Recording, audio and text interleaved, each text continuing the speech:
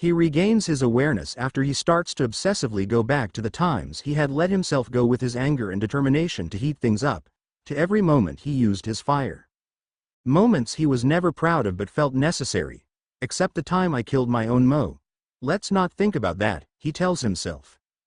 Though he had successfully put himself on fire after a few more moments of concentration, grabbing on to Festus' hide to conduct his heat through the bronze metallic beast for the ice to melt, and making him happy, it doesn't save him from the severe level of hopelessness that suddenly slammed into his heart. It feels as if nothing would ever go right in the world. Lost in solemn thoughts, Leo does not notice the shadowy figures surrounding them much more intently than they did moments before, until Festus moves. Overwhelmed with the sadness which had settled itself deep in his core, Leo begins to lead Festus away to realize the predicament they're in. All four figures around them don't seem to look so friendly. In fact, Leo can say that they all appear like the Grim Reaper, except when Percy, Hazel, and Frank told them about how they freed Thanatos. The god of death looks nothing like these four at all. He's never even heard of these creatures before. Schist! Leo exclaims along with other Spanish curses. Still off kilter, he guides Festus to dodge the unknown creatures, and it was not easy, that's for sure. When one floats down to move near them, Leo curses up a streak since he and Festus barely dodges it before another one nears them as well. Leo's eyes roll back as he falls within himself, being buried more with the cold as it cuts his insides. Far away, he hears the screaming. Wait here, mijo. I'll only be a minute, she can't hear you. Leave my mother alone. How will you stop me? Leo, mijo, mijo. Leo watches as memory after memory flashes through his mind. He watches as he was forced to run, as he went through every trial Tia Calida had put him in, as he got screamed at by his Aunt Rosa, as he stayed with his abusive foster mother Teresa, as he lived in the streets after running away from foster homes, as he got possessed by an eidolon, as he died, and back to when he killed his own mother. Leo is completely submerged into nothingness, not unlike the same feeling he had when he had died. Feeling his master's hold loosen on his reins, Festus gives out a worried roar and surges on forward, aiming to get past the strange creatures he had been trying to burn with his breath. Since Leo himself can't seem to do it, with the young master in mind, Festus focuses on getting away, unfortunately, getting in the path of the looming shadow of a creature above them. With a horrifying screech, it swoops down on them, conveniently making the dark creatures move away and flee, but unfortunately breaking Festus' wing in the whole process.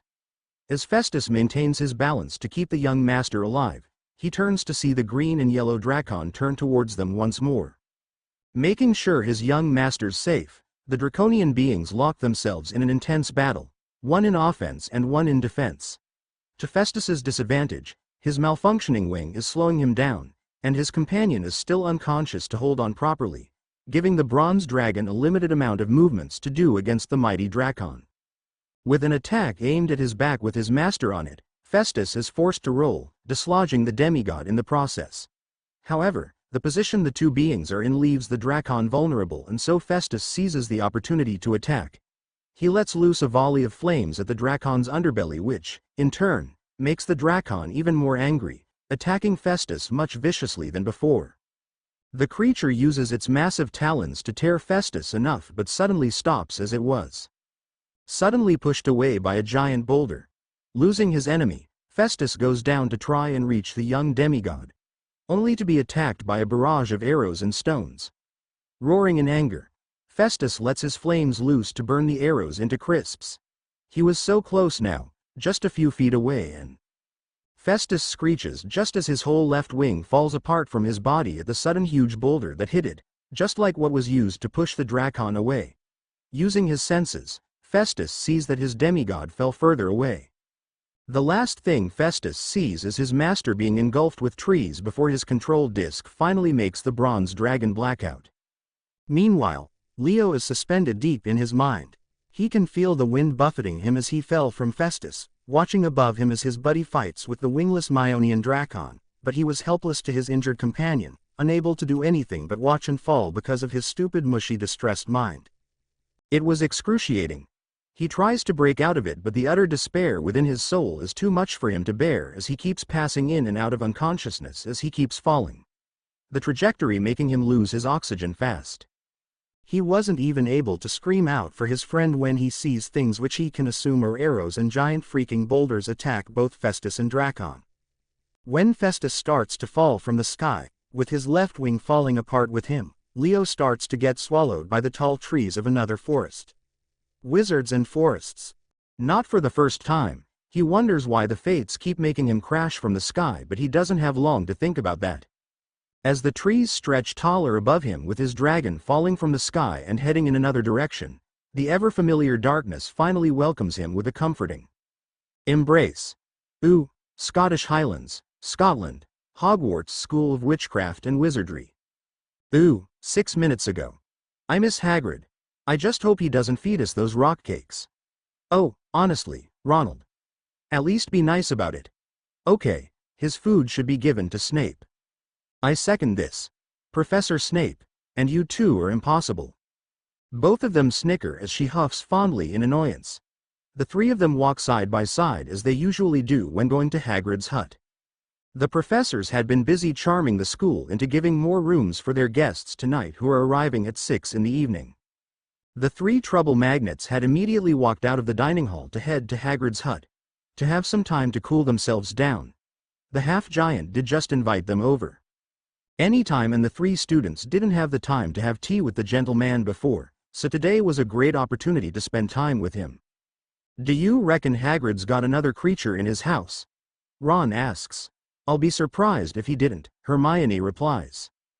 Hopefully, not another dragon, Harry comments, snickering just as much as Ron whilst Hermione tries not to snicker herself but to no avail. Yeah, breaking the law is tiring, Ron adds, making Hermione say his name as a way of warning, not for the first time. As they step foot outside, Harry notices a flock of golden birds flying down to the Forbidden Forest just as Hermione gasps at the sight. Not resisting something as phenomenal as this, the three of them run towards Hagrid's hut to look at the golden birds closer, since they seem to decide to land deep within the Forbidden Forest, probably several kilometers behind Hagrid's hut. What the bloody hell are those? Ron asks, squinting at the sky. Ron. Language, Hermione lectures, but both boys ignore her. I don't know, magical birds? Harry asks himself out loud. But they, Hermione starts confusedly, look metallic. Harry blinks because, for a moment, the flock was not a flock. It looked like it was a bronze metal dragon or something falling out of the sky. He shakes his head, however, to see that it was just his imagination, and yep, golden birds there. Don't be ridiculous, Ron tells her. I'm not joking, Hermione replies indignantly. Must be a trick of the light, my own, Harry tells her, unsure of it himself. Just as all three of them reach the door to Hagrid's hut, staring at the golden whatever they are, they hear a loud crash from the west of Hagrid's hut, deep in the Forbidden Forest, but doesn't seem to be as far as where Aragog's lair is located. Harry, Ron, and Hermione only share one look before all three of them run to the very location of where they heard the crash. It's here somewhere, right? Harry asks. Over there, Hermione gasps, pointing at the area with nearly destroyed trees and a large crater. Before Harry and Hermione run over there, Ron immediately grabs them both by the elbow before saying, "We don't know what's out there." He's right, Harry tells Hermione, "We should be careful." Hermione, in turn, nods at Harry before looking at Ron at the corner of her eye, though neither boys notice it since they are both intent on what's ahead.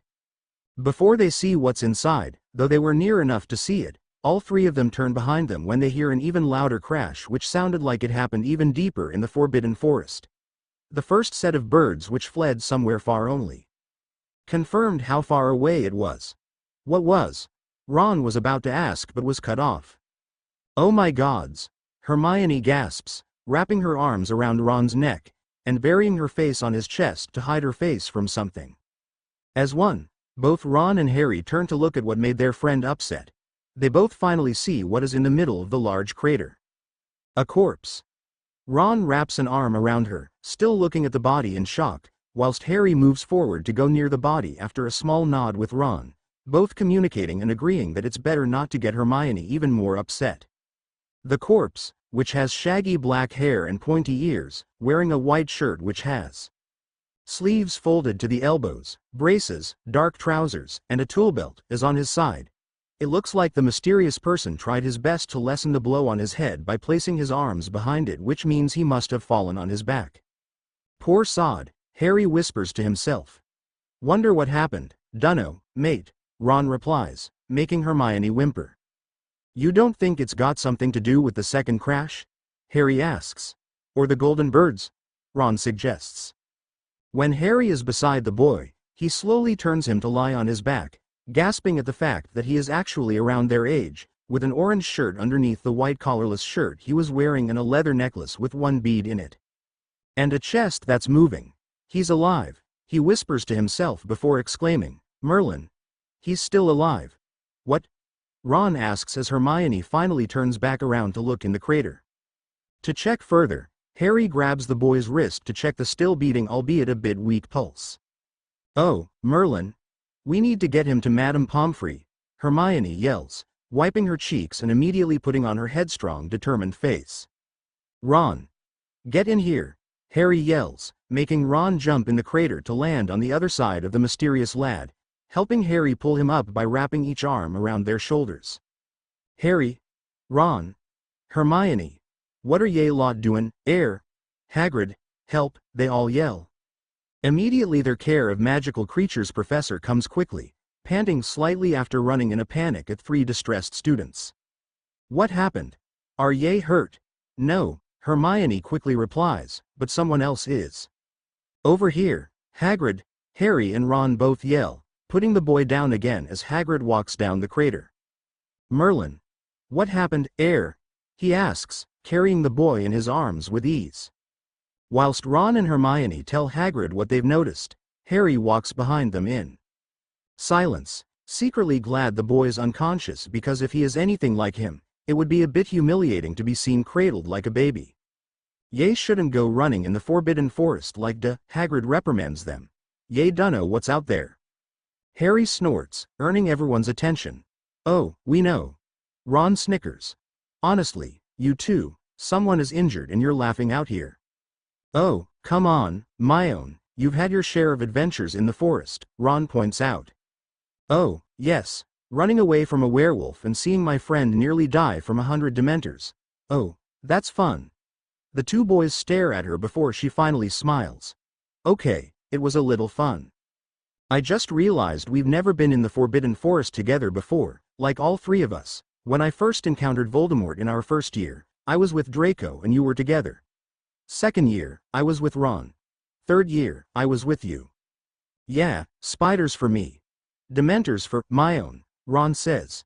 Dunno what's worse, to be honest. Then again, Draco got you know who. Nope, no, spiders. Definitely spiders are the worst.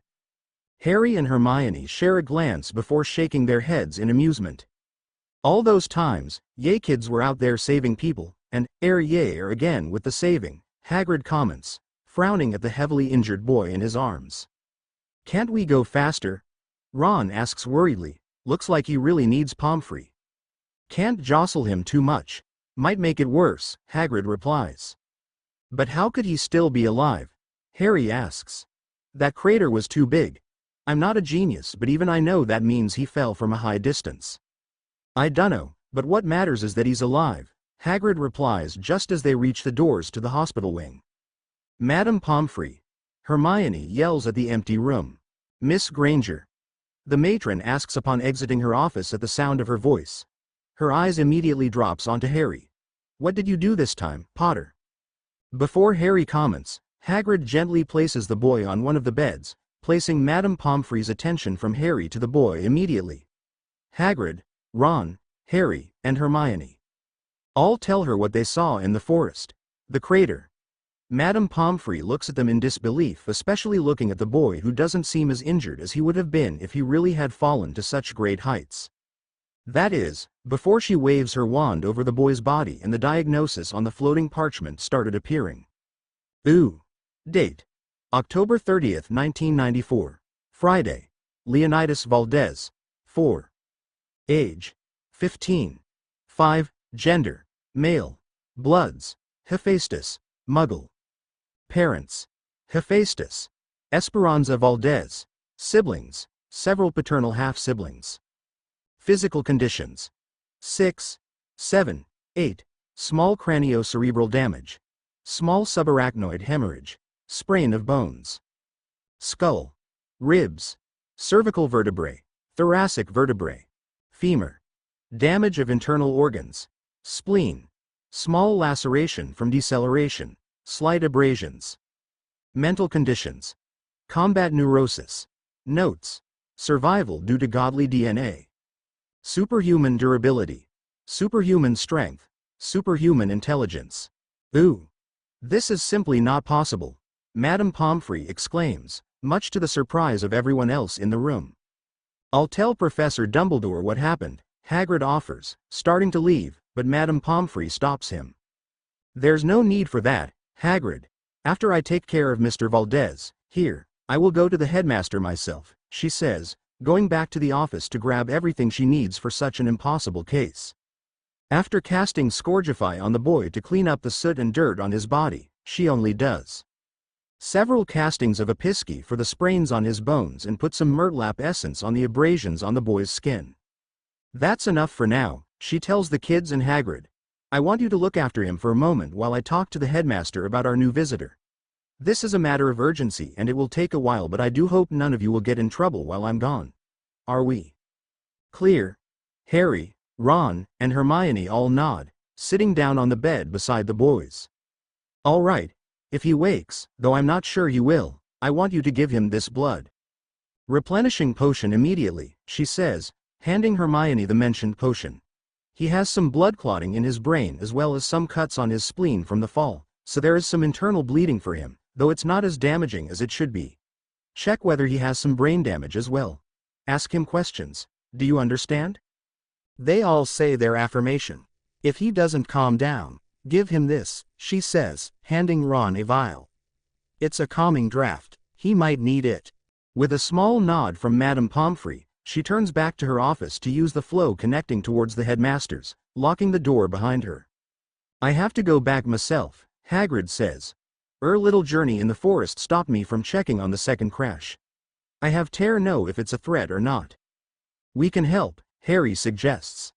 No, ye heard Madame Pomfrey. This lad's our responsibility now. Take care o' him, okay? Hagrid tells them. Reluctantly, Harry and Ron finally nod as genuinely as Hermione does, reassuring Hagrid to leave them in the hospital wing. When the door closes behind Hagrid, the three all look at the peaceful face of the person they found. Madame Pomfrey said he should be dead, Harry whispers out loud. Who is he, then? If he can survive that fall? Hermione asks. Ron snorts. The boy who lived, he suggests, making Harry laugh. Hermione hits them both at the back of their heads. I'm serious. What if he's dangerous? Shouldn't we think about that? Hermione, look at him. He's about our year. Ron sighs, gesturing at the boy. I don't even think he has a wand on him. Did he, Harry? Harry shakes his head. No, maybe it got lost somewhere. Also, Voldemort was just a year older than us when he killed Moaning Myrtle with the basilisk, and he didn't need a wand for that either, Harry adds, making Hermione shudder at the memory of having been petrified by that snake. Sorry, Hermione. It's fine, she replies with a small shudder. All right, point taken, Ron finally agrees, shrugging. So who the bloody hell is he, then? He asks. Hermione doesn't even berate him for his language. His last name's Valdez, according to Madame Pomfrey, Hermione adds. Who on earth is Valdez, then? Harry asks himself out loud, because I don't think even Voldemort or Dumbledore would have survived that fall. Chapter end notes. 1. About 335 million years ago, there was only one continent called Pangaea. All the islands and continents we have today were still connected, but then, around 175 million years ago, 160 million years after it was formed, it started to break apart and now we have 7 continents and a gazillion islands. 2. Genius intellect. Leo and Annabeth are the only ones amongst the prophecy of 7 who have this ability. It was canon that Leo is better at math than adults at the age of 8, and with that, we're sure that Leo is most definitely a genius at science as well. Particularly, more in physics and chemistry. 3. Dementors are non-beings. They're not born, so they're unkillable. You can't kill something that wasn't born in the first place. They just appear from human emotions, or at least, sense human emotions and appear out of nowhere from wherever they are. So humans created them, not gods. There are no dementors in Greek mythology, not completely. It's purely wizard or human shit, so Leo could not have sensed it with his ancient Greek senses. Festus, on the other hand, can detect any threat, monster or otherwise. 4. In the trials of Apollo, the hidden oracle, Calypso calls Leo, Leonidas, once.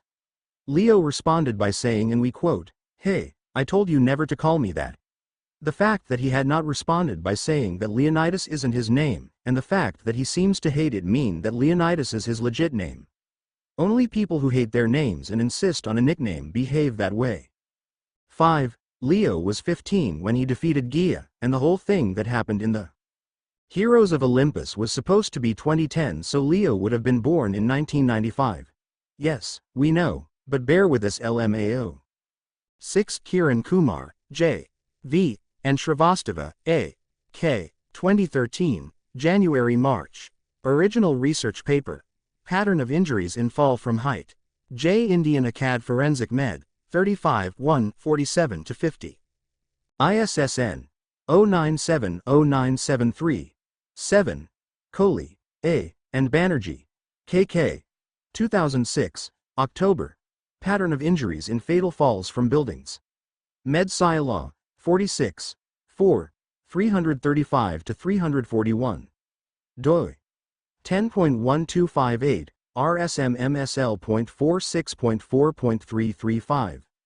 8. Yes, we researched and there should have been more to that list, but Leo is not immortal.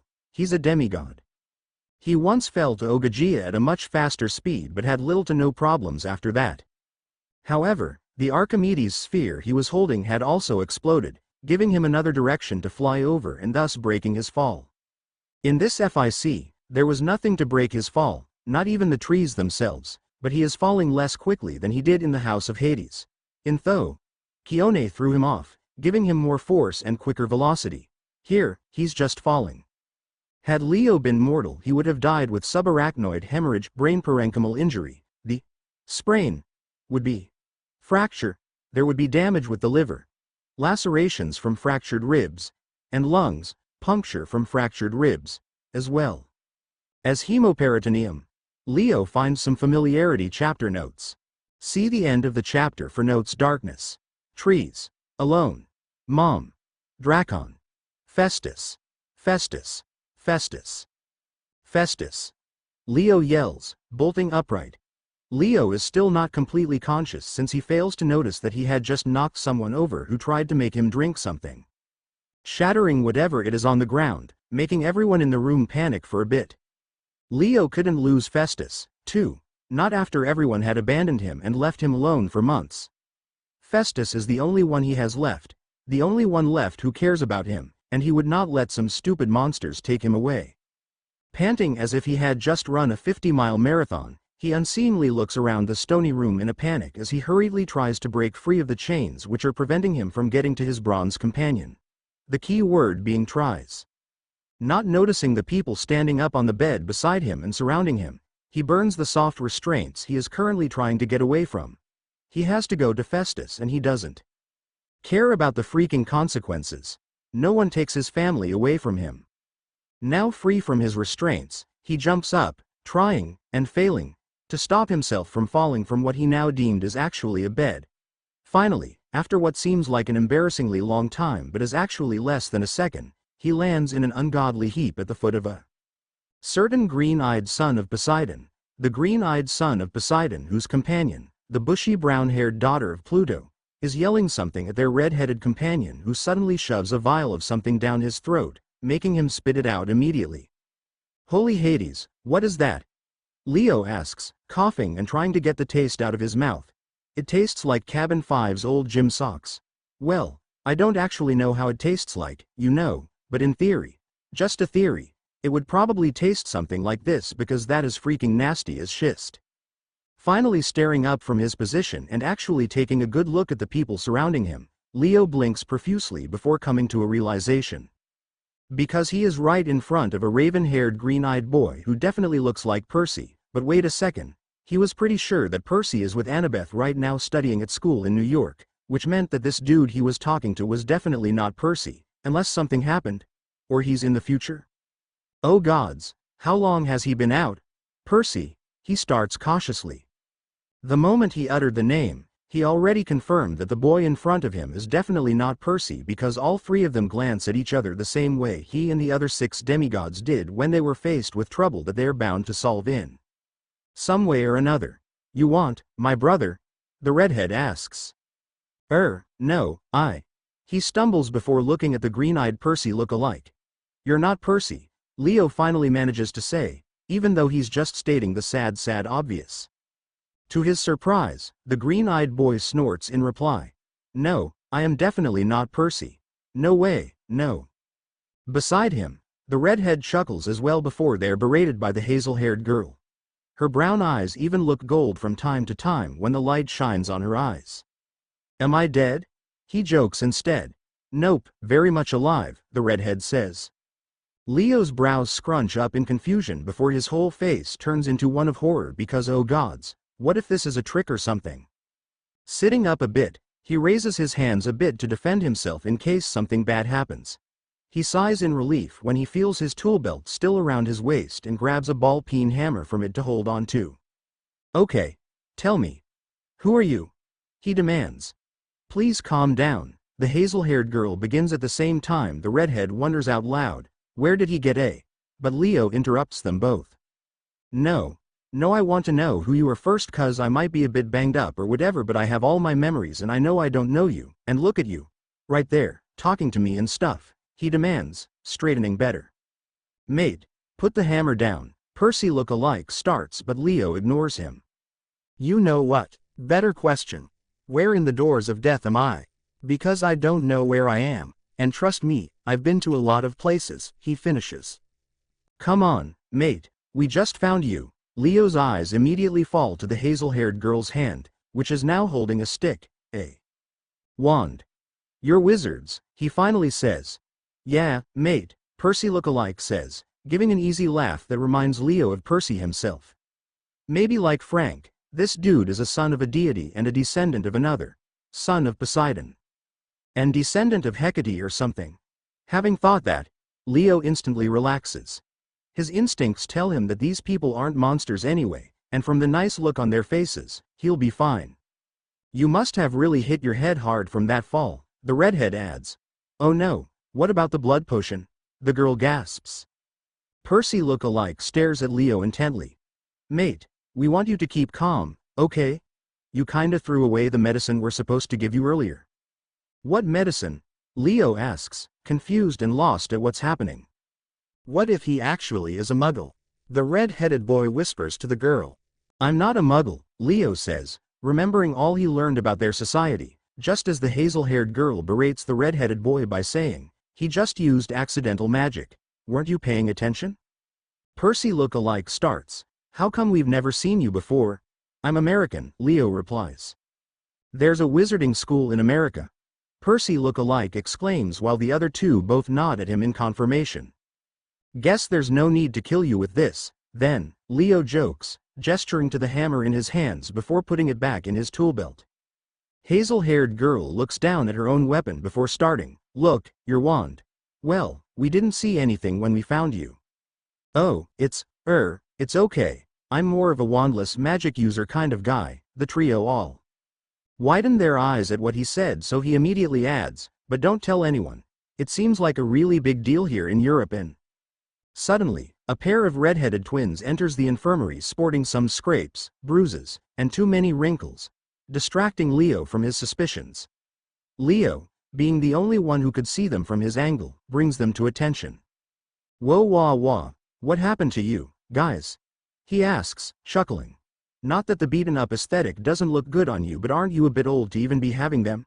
Unless you two are like, I don't know, Magneto and Professor X or whatever. Shouldn't there be rules amongst the elders against fighting or something? I mean, no offense, but you do seem pretty beat up. Not as bad as you look, mate, one of the twins says in reply. Yeah, I don't know about you but I happen to know that we look absolutely smashing, the other twin continued. Something triggers inside Leo at the reminder of his predicament. Oh gods, Festus, he starts, grabbing materials from his tool belt and begins making materials out of it. I left him all alone. Oh man, where did you find me? I got to get to him. I bet someone's behind this. I mean serpents and dracons side by side. I gotta have the worst luck ever. Then again, I did have Tia Khalida as a babysitter and I was visited by Dirtface herself when I was 8, so I'm not surprised, but still. I mean, what does a mechanic have to do to just get some peace and quiet with his essay? I mean, really? 1. Dumbfounded, the trio and the pair of twins stare helplessly at one another as they turn to the strange individual who continues ranting and building things from scratch which he doesn't seem to know that he's doing. And so we were there, just minding our own business when all of a sudden boom. Hello. These dark creatures just came down at us like some crazy eagles finding fishes flying in the middle of the sea. I could have probably taken them, you know, I mean, face it. I'm awesome, but I just had to get weird in the head like some wimp now, hadn't I? I fell and Festus got in a fight and now we're separated, and oh gods. Have you seen him by any chance? He's like family to me and I really need to find him, and what am I even still doing here? With that final question, Leo finally stops and takes a deep breath. He realizes that he is still sitting down on the floor where he landed on a few moments earlier. Slowly and wincing, he tries to stand up, determination filling him up in the hopes of finding Festus as soon as possible, wincing a bit as he does so. Madre de los dioses, he practically yells every Spanish curse in his head. For his sake, he hopes he didn't give too much away. He really needs to find Festus immediately. Although, a few moments ago, he would probably be lighting this whole room on fire in a panicked state. He had probably killed everyone in this room already just to quickly leave the room and find his friend. Festus is missing. I should be panicking, right? He mumbles to himself. Why am I not panicking as much as I should have had? He looks up in surprise when the red-headed boy speaks up. The only thing we managed to give you was some calming draft, mate. But it didn't seem to work for some reason, he adds, scratching his head. Leo hums. I don't know, I think that calming draft or whatever worked pretty well, actually. I don't think I've ever been this calm in my life, considering, yeah, he stops himself before he spills any more of his past. Bloody hell, mate. If that's your version of calm, I don't want to see how you really are. When you're not. The redhead exclaims with wide eyes. At this outburst the Percy look-alike and the hazel-haired girl both nod in agreement. Really, I think you'd find that I'm much more awesome than I am right now, Leo adds, wincing when he tried to straighten up more. I didn't take some ambrosia yet, did I? I didn't have an Archimedes sphere to break my fall this time either. Man, falling that high is seriously not good for my spine, he thinks, grimacing at the discomfort on his back. We don't even know your first name, hazel-haired girl states, distracting Leo by taking control of the dominance in the room. Leo instantly knew she would work best with Annabeth. She's like a weird combination of Hazel and Annabeth. I'm Leo. Valdez, right? The redhead asks. He turns beet red when everyone turns to look at him. Almost as bright red as his hair. We only heard your last name earlier, yeah, I'm Ron, he squeaks. What our ickle little brother meant to say is that his true name is Ickle Little Ronnikins. No, it's not, Ron, Ronnikins or whatever his name is, says, but the twins both ignore him. Fred. George. Weasley. At your service, the twins ended simultaneously with a bow. How long since you two decided to settle with that phrase? Leo asks the two amusedly. I'm a bit impressed, I can tell you that. They've been doing it since forever, redhead with many names says. Hold on, you said brother, Leo tells the twins before turning to the youngest redhead. You're brothers with old men? Definitely half-brothers with a god or something. Or Hecate herself. I mean, they do all have freckles, and they are all redheads. A prank gone wrong, probably, Percy look-alike chimes in. Leo seriously needs to know the other two's names. That reminds me, I never knew your names either, Leo adds, nodding at the other two occupants of the room. It's getting a bit hard to keep calling you two Percy look-alike and hazel-haired girl. While hazel-haired girl mutters on about how the color of her hair could not possibly be that light enough to be hazel brown, all three brothers suddenly burst into deep laughter with Percy look alike, glaring at them but trying hard not to laugh. When Leo turns to look at them questioningly, they wave him off, saying something about an inside joke, family, and something about a perfect or prefect or whatever goes along those lines. Anyway, accepting it, albeit a bit reluctantly, Leo turns back to the ones he addressed, asking them for their names again. I'm Harry. Harry Potter. Percy look alike. Harry finally says with an easy smile, and looking like he seems ecstatic that Leo doesn't know who he is. I'm Hermione Granger. Hazel-haired girl, Hermione states. Before Leo asks another question, Ronnikins butts in. My name's Ron, by the way, just. Ron. Ronald, stop being so rude, Hermione reprimands him. He was about to reply before he turns to Leo. Ronald Weasley's my full name, but it's Ron. Okay. Turning, Ron asks his brothers. What are you two doing here? Well, in case you weren't aware, dear beloved brother of ours, Fred starts. We do actually go to school here, you know, George finishes. I mean, we knew you were unobservant, but we think you should see someone to help you with your little condition, both twins finish jokingly. Seriously? Ron sighs in exasperation. We have no idea what you are seeing, Ickle Ronnie, Fred starts. But we are pretty sure that Sirius and Lee aren't here, George continues. Unless they've suddenly mastered the art of invisibility, that is, Fred adds. Hey, that gives me an idea, they both exclaim before saying, Jinx, Jinx, Jinx, over and over as they continue to squabble over who said it first. You know what I mean. Ron yells through their squabbling, thoroughly fed up with how his brothers keep messing with him. We all know I mastered that since first year, Harry adds, making the twins stop before all three of them start talking about who did crazier things in their first year, with Ron backing Harry up. Are they always like this? Leo asks Hermione and she nods. Reminds me of Percy and Tyson having fun with the Stoll brothers, Leo thinks, except Tyson is a Cyclops and his hair's not red, and Percy isn't a wizard, and Travis and Connor aren't twins, and they both don't look like the elderly. Why do they look like that? He asks Hermione. I suspect, she starts loudly to bring everyone's attention to her, they're here because of the whole age limit thing. Hermione states. What gave it away? George starts. Was it the wrinkles? Or the bruises?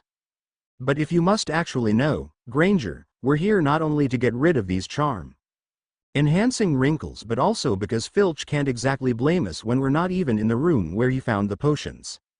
And he can't blame us for a prank that was executed in a room we're not in either. That's just favoritism. Now, Fred finishes. I don't get it. How could you even do a prank from all the way here? Harry asks them, genuinely curious. Those are trade secrets, I'm afraid. We can't just tell anybody after all. Watching the twins, Leo begins to think about the parallels between him and the Stoll brothers, and how much he himself actually had some fun with the two sons of Hermes, not noticing that he is currently still staring at the twins as he goes over his mind with both light and dark memories. The twins, however, did notice his stare. I know that we're good looking, Forge, Fred starts, grinning at his twin. Very good looking, Gred, George replies. So much we always get stared at. He smirks at his brother, placing a delicate hand on his chest while Fred does the same to his forehead, imitating a fake faint, as they lean their shoulders together. Leo blinks back from his own memories, realizing what's going on before giving his usual mischievous smile. Oh no, it's fine, Leo tells them with a shrug. If I wanted to see someone really good looking, I can always just look at a mirror. I just thought that you, guys, had, I don't know, something on your face, he finishes, touching his wrinkle-less face.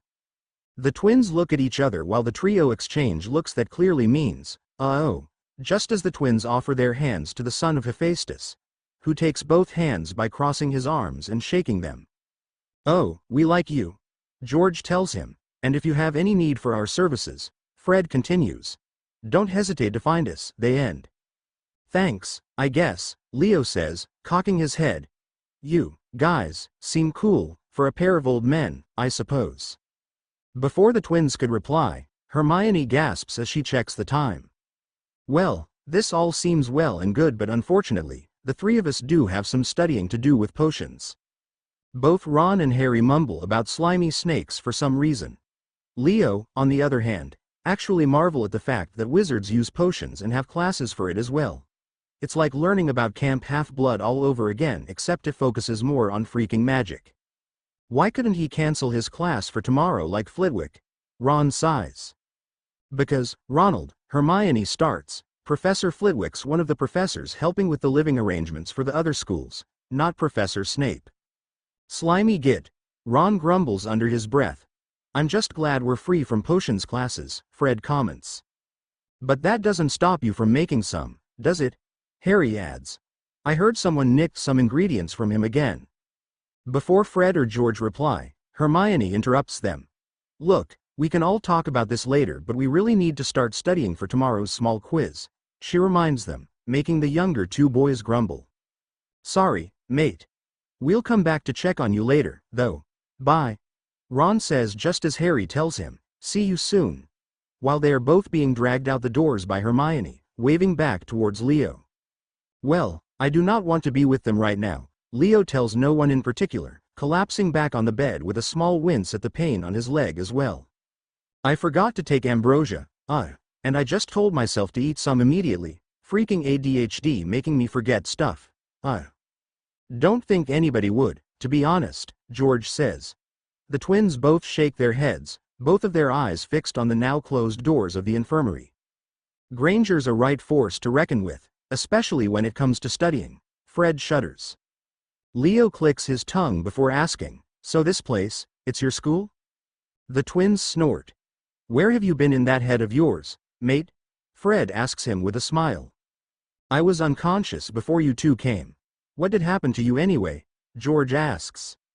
Leo shrugs. I don't know. Harry, Ron, and Hermione probably found me. From the few moments we talked, I just remember falling and here I am. As he tries to sit up again, he gasps at the pain in his body. Gods, how badly did he fall? He hasn't felt this much pain since he died. Whoa, mate, take it easy, Fred tells him immediately. George? On it, the other says, grabbing his wand and muttering, Alohomora, to unlock the nurse's office, quickly grabbing some vials from one of the cabinets. Looks like you've done this before, Leo comments. Only nearly every day, Fred says as George hands his twin two things. A vial with purple liquid in it and some sort of jar. What are these? Leo asks suspiciously as George also hands him two vials. One is green and the other is red. The green one is the Wiggenweld potion, cures some damage, George informs him. The red one's the blood replenishing potion, in case you have internal injuries and everything. From the mess on the floor, it seems that you failed to drink the first dose. Leo looks at the other side of the bed to see spilled red potion and broken glass on the floor, which George manages to clean with a wave of his wand. This one, Fred starts, raising the vial with the purple liquid in his hand, is the wound cleaning potion, and I think the name speaks for itself. This one, he raises the jar and George takes the lid off for him. Stargrass salve, soothes injuries. As much as he is touched by the gesture, he's still not sure what those things can do, and it's probably not safe to demigods like him if they are usually used for wizards. If they are descendants, that means Leo still has more godly DNA in him in comparison to everyone. Plus, from what he was given earlier, he does not want to drink something so vile. Thank you very much. Leo clears his throat before handing the vials he was given to George. Thanks, and all, but I'd rather not. What? You want to be bedridden the whole day? That it? No, I just have to eat this. Leo starts, looking through his tool belt to find the airtight bag filled with ambrosia squares he kept just in case. Taking one, he is immediately met by the taco taste ambrosia has. A warm feeling courses through his body as it dissolves in his mouth, making him feel like he can carry the twins on his arms and run a mile. He sighs, jumping up from the bed. There, see? Better. Whoa, what's that?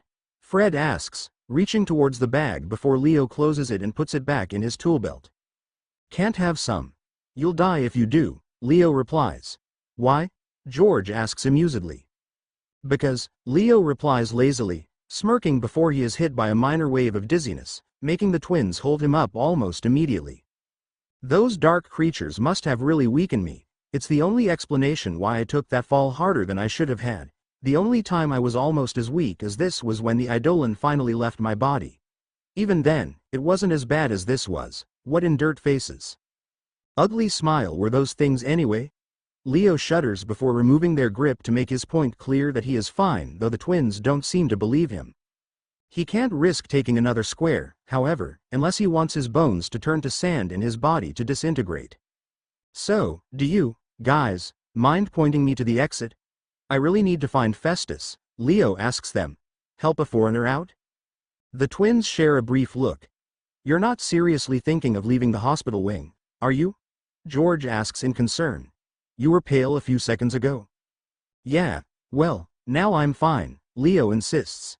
He's even worse than Harry, Fred comments and George hums in agreement. Suppose we can't really stop you, now, can we? Nope. So are you gonna tell me how to leave this school of yours or what? Leo asks them after finally steadying himself and rearranging his torn-up clothes to look decent. Oh, we could do you something better, mate. We'll help you, Fred starts. What? No, Leo starts but George interrupts him. After all, we can't leave someone who is injured all by their lonesome. It is absolutely unacceptable. We'll leave after Georgie and I get ourselves sorted, become young again. Tell us, Leonardo. My name's not. George ignores him, continuing, where exactly is this friend of yours? Leo sighs. I don't know, exactly, the last thing I remember seeing were trees, though. I don't suppose you have a forest around here? Hey Forge, you don't think? That is exactly what I think, Gred. The Forbidden Forest, they say, both thinking it would be an interesting time but also agreeing that it might not be good for Leo and his current predicament. Oh great, another monster-infested forest, I'm guessing? Leo mumbles. Another? Yeah, I'm kinda used to nightly walks in a dangerous forest, Leo replies with a shrug. Reminds me of home, you know? The twins smile at him before both muttering, wicked. Chapter endnotes. 1.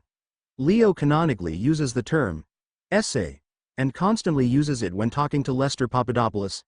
It's a Mexican slang word for bro. It is said to be used amongst gangs, which would also make sense since Leo was part of gangs before going to wilderness school. Centaurs know Leo's secret chapter notes. See the end of the chapter for notes. Oh, wow, Leo whispers, speechless as he stops at the edge of the forest to stare at the castle known as Hogwarts School of Witchcraft and Wizardry. It's something he knows Annabeth would love to examine. If she was here, they would talk about the great engineering of the castle, how the placement of towers would actually help with the airflows that would never fail to keep the students away from the harsh light of the sun if she was here. Shaking his head to dispel the depressing thoughts from his mind, Leo turns to the twins in disbelief. You never told me that you, guys, study in a freaking castle of all things, he exclaims. What do you mean? Fred questions, tilting his head in confusion. Shouldn't you have known? George continues, looking over at Leo. Oh yes, of course, duh, Leo rolls his eyes. Of course, I knew, Leo answers. Sarcastically. After all, studying in a castle is the obvious norm around the globe, and it wasn't like I didn't crash here or whatever. Oh, wait, nope, I was seriously not unconscious when the others brought me up to the hospital wing. Right, George assents, nudging his brother roughly. Yeah, sorry, we just forgot, Fred adds, scratching his head sheepishly. At that, Leo burst out laughing with the twins eventually joining in.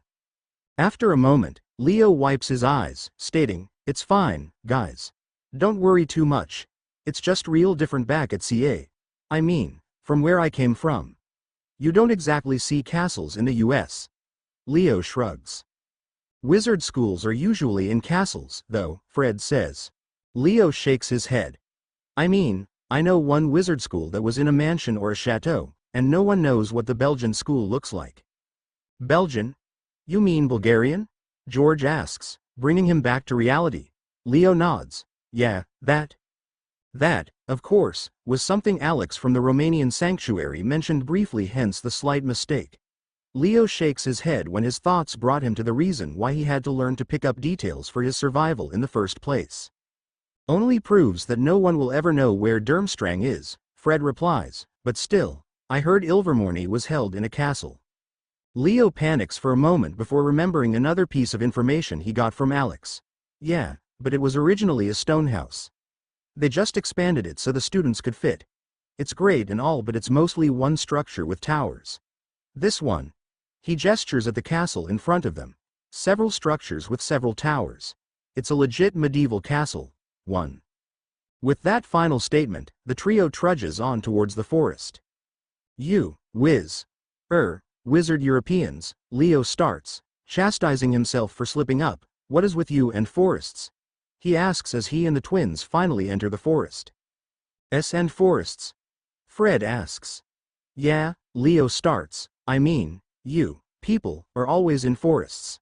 I thought you're used to nightly forest touring? George asks. Leo hums. No, I mean, I'm talking about your locations for every institute or whatever. It's always in the middle of a forest.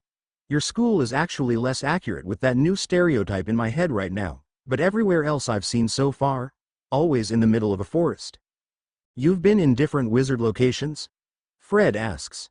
Yup, like that French school, Academia something, Beauxbatons? George offers. Yeah, that was the one I said that was a chateau instead of a castle, Leo says with a hum, not noticing the twins share a look at that, and the dragon sanctuary in Romania. Oh boy, do I. The Romanian dragon sanctuary? Both twins exclaim, finally making Leo stop walking to look back at the twins on either side of him.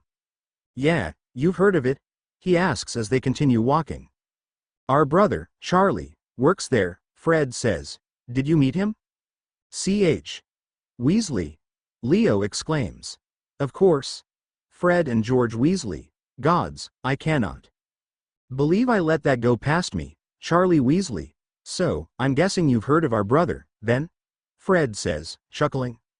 How did you even end up in the sanctuary? George asks.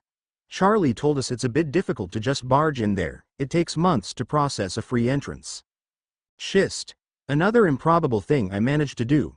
At this rate, I should just say I'm a demigod and move on with it, Leo berates himself. Well, I'm a bit of a. I have close relationships with dragons, let's just settle for that. Leo replies with a shrug. I actually went to the sanctuary because the dragons lured me in. When I came there, I just wanted to ask more questions about them.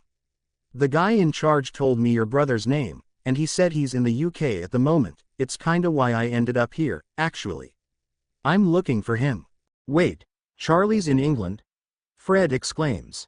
Not sure at the moment. Said he'll be in Scotland for quite some time. I'm not really sure why. I didn't have time to ask more questions. What's Charlie here for? Fred asks George, who shrugs in answer. Look, all I know is that he's doing some official business things with your, government or whatever. The ministry? Yeah, and he'll be staying at Hogwarts after he finished dealing with them. I have no idea about anything else. Leo can tell that the twins want to ask more questions when he noticed them sharing a look above his head. I really hate being short, he thinks. But the thought dissipates from his head as he stops in his tracks. Festus. He yells before running out. Oi, Leo, wait up.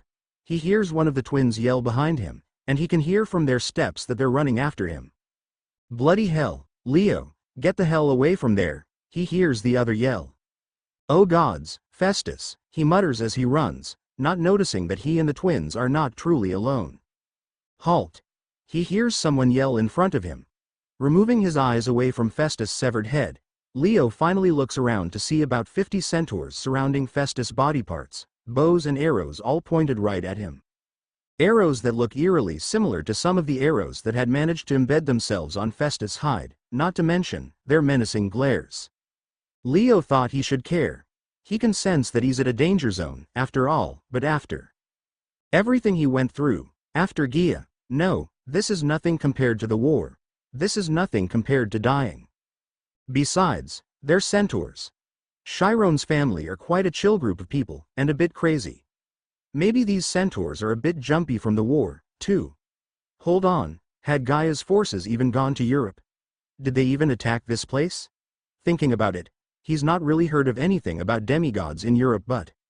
We asked for your name, boy. The centaur with the black hair and the chestnut body yells at his face, aiming the arrow at him menacingly. Leo tries not to get himself caught in flames. He really hates being called that. He's fine. He's sorry. He didn't mean to barge in. He hears two people behind him yelling at them. Leo turns around to catch Fred and George running towards him, jumping over large roots to stand beside him, hands raised in surrender. Fear evident on their faces, but that doesn't seem to stop the two red heads. Megorian, they're wizards. A centaur yells. Leo notices that their grip on their respective bows and arrows tightened. Whoa, whoa, whoa, we're not here to harm you, Leo yells, raising his hands. That boy has darkness lurking within him. The centaur with the black hair and black horse body exclaims. 2. Leo winces. Is it because he died? Is it because he is a fire wielder? Or is it because of another thing entirely? Maybe he really is a dark person. Leo tries not to chuckle because his skin is pretty dark compared to most people. Who are you? The same black-haired chestnut-bodied centaur that could be their leader glares at him, tightening his hold on his bow and arrow, clearly intent to shoot if he dares move. So, let's see, we're about to be killed by 50 centaurs. These centaurs seem to hate wizards. Wizards like the two redheads beside me who are both scared witless. So, what in Tartarus could I do at the moment? I'm a friend of Chiron. He says without hesitation, surprising himself but silently approving his own quick thinking. We come in peace, he adds, just because he's always wanted to say that legitimately, plus it stops him from freaking out by reminding himself that he's just Leo, the most funniest commander ever. A half-blood, the centaurs whisper amongst themselves. Yes. Yes. I'm a half-blood. Leo exclaims nearly desperately since they seem to be hesitant in attacking him, judging from their wary looks and stances. I'll prove it, he tells them. With that, he opens his palms and let the fire dance on his palm. The leading centaur in front of them staggers momentarily, stepping back in surprise, and staring at Leo in what Leo thinks is both horror and awe. The child of fire, destroyer of earth, the centaur breathes out in reverence. Leo stares blankly ahead for a few minutes, feeling as if he was doused with cold water, before seemingly coming to his senses. Where had he heard that before? As for you, child of fire, your worst hardships are yet to come. You will always be the outsider, the seventh wheel. You will not find a place among your brethren. Nemesis' voice echoes in his head. Her statements never really left Leo, and as each day passes, her words always prove themselves true. But the other title? The destroyer of earth? To storm or fire, the world must fall. That was what the prophecy of 7 said. To fire, to Leo himself, Gaia, the world, the earth, had fallen, destroyed. Yet, the twins don't seem to have noticed his momentary lapse of silence. In fact, he himself is also enraptured as the centaur once again begins to speak. 7th of the 7, a child born. Fire which will strengthen, a soul torn. For the 7th time, he wanders alone, with magic discovered, again on his own. The 7th wheel shall flourish through mirth, the child of fire, destroyer of earth. The savior of dragons concealed within lions. Silence fills their surroundings and Leo could feel the eyes of everyone around him settle on him, burning him in ways fire can never do. Though nothing could compete with the heavy weight which seems to have settled itself on his shoulders, causing him to hunch in on himself as if for protection from his own dejection. He was hoping that he must have interpreted it wrong, that he was not the destroyer of earth the centaurs were indicating, but now, he has to admit the truth. The 7th wheel? The destroyer of earth? The child of fire? A child born on the 7th of the 7th? Oh, who was that boy born on the 7th of July, who has fire powers because his father was the god of fire, and was told by the goddess of revenge that he is an outsider and a 7th wheel? Who was that boy who ran away from his foster home 6 times, and now running away from Camp Half-Blood? His new foster home? Oh, that's right. Leo freaking Valdez, because it has always been Leo Valdez. Another prophecy, and just when he was in need to get away from it all. The leading centaur asks him in a firm but cautious tone, "Are you truly the son of Hephaestus? The son of fire?"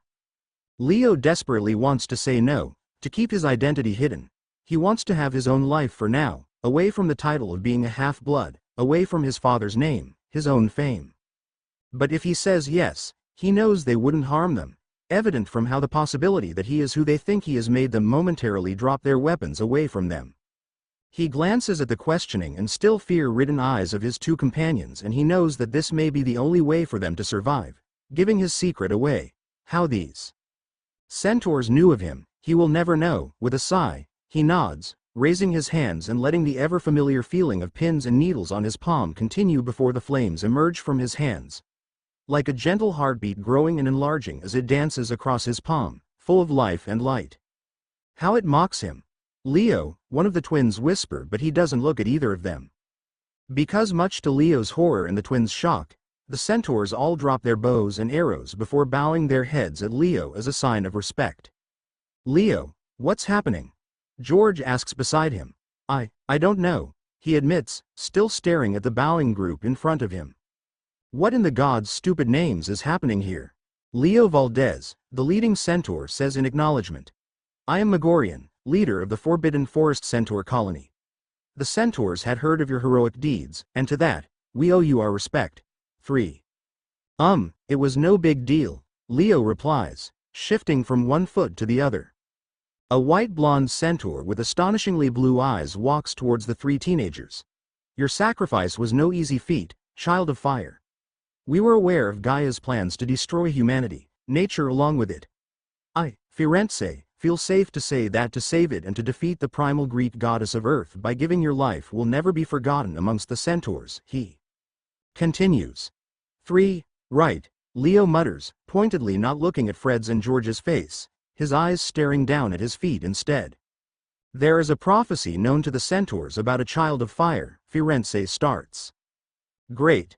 Another one, Leo whispers to himself, not knowing that the twins had heard him. Was it the one you said earlier? Leo asks loudly. Indeed, Firenze replies, and is it safe to assume that this is your steed? He asks, gesturing at the severed head of Festus. Leo's heart breaks at the sight, but he knew the modifications he had placed on Festus would make him easy to build again. He's not completely destroyed. Leo made sure he will never be again.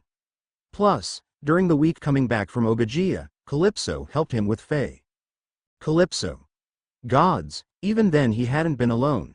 He shakes his head at the sudden wave of depressive thoughts. No, he is above his pain. Yes, he finally replies, and I need him to get back to camp. Firenze, why are you a bit, different from the centaurs in America?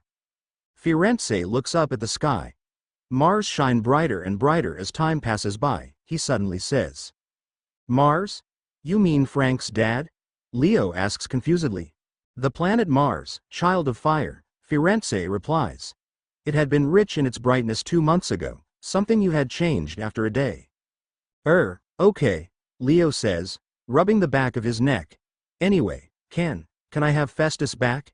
He asks instead, walking towards the severed head with his hand raised to pat his friend's nose, something which initially alarmed the other centaurs. Leo takes no notice of this as he passes through the other centaurs to place a hand on Festus' snout, closing his eyes to check on the mechanisms within Festus. Festus is fine, but he will need lots of work, he tells no one in particular, letting his hand glide on Festus' snout as if the dragon is awake to feel it. Sorry I got you like this, buddy, he whispers, trying not to cry as he did when Festus was first destroyed at Midas' place. He's Festus? Fred exclaims in shock, making everyone else tense at the reminder that there are 2 wizards among them. They're fine, Leo says immediately. They're my friends, as is Festus.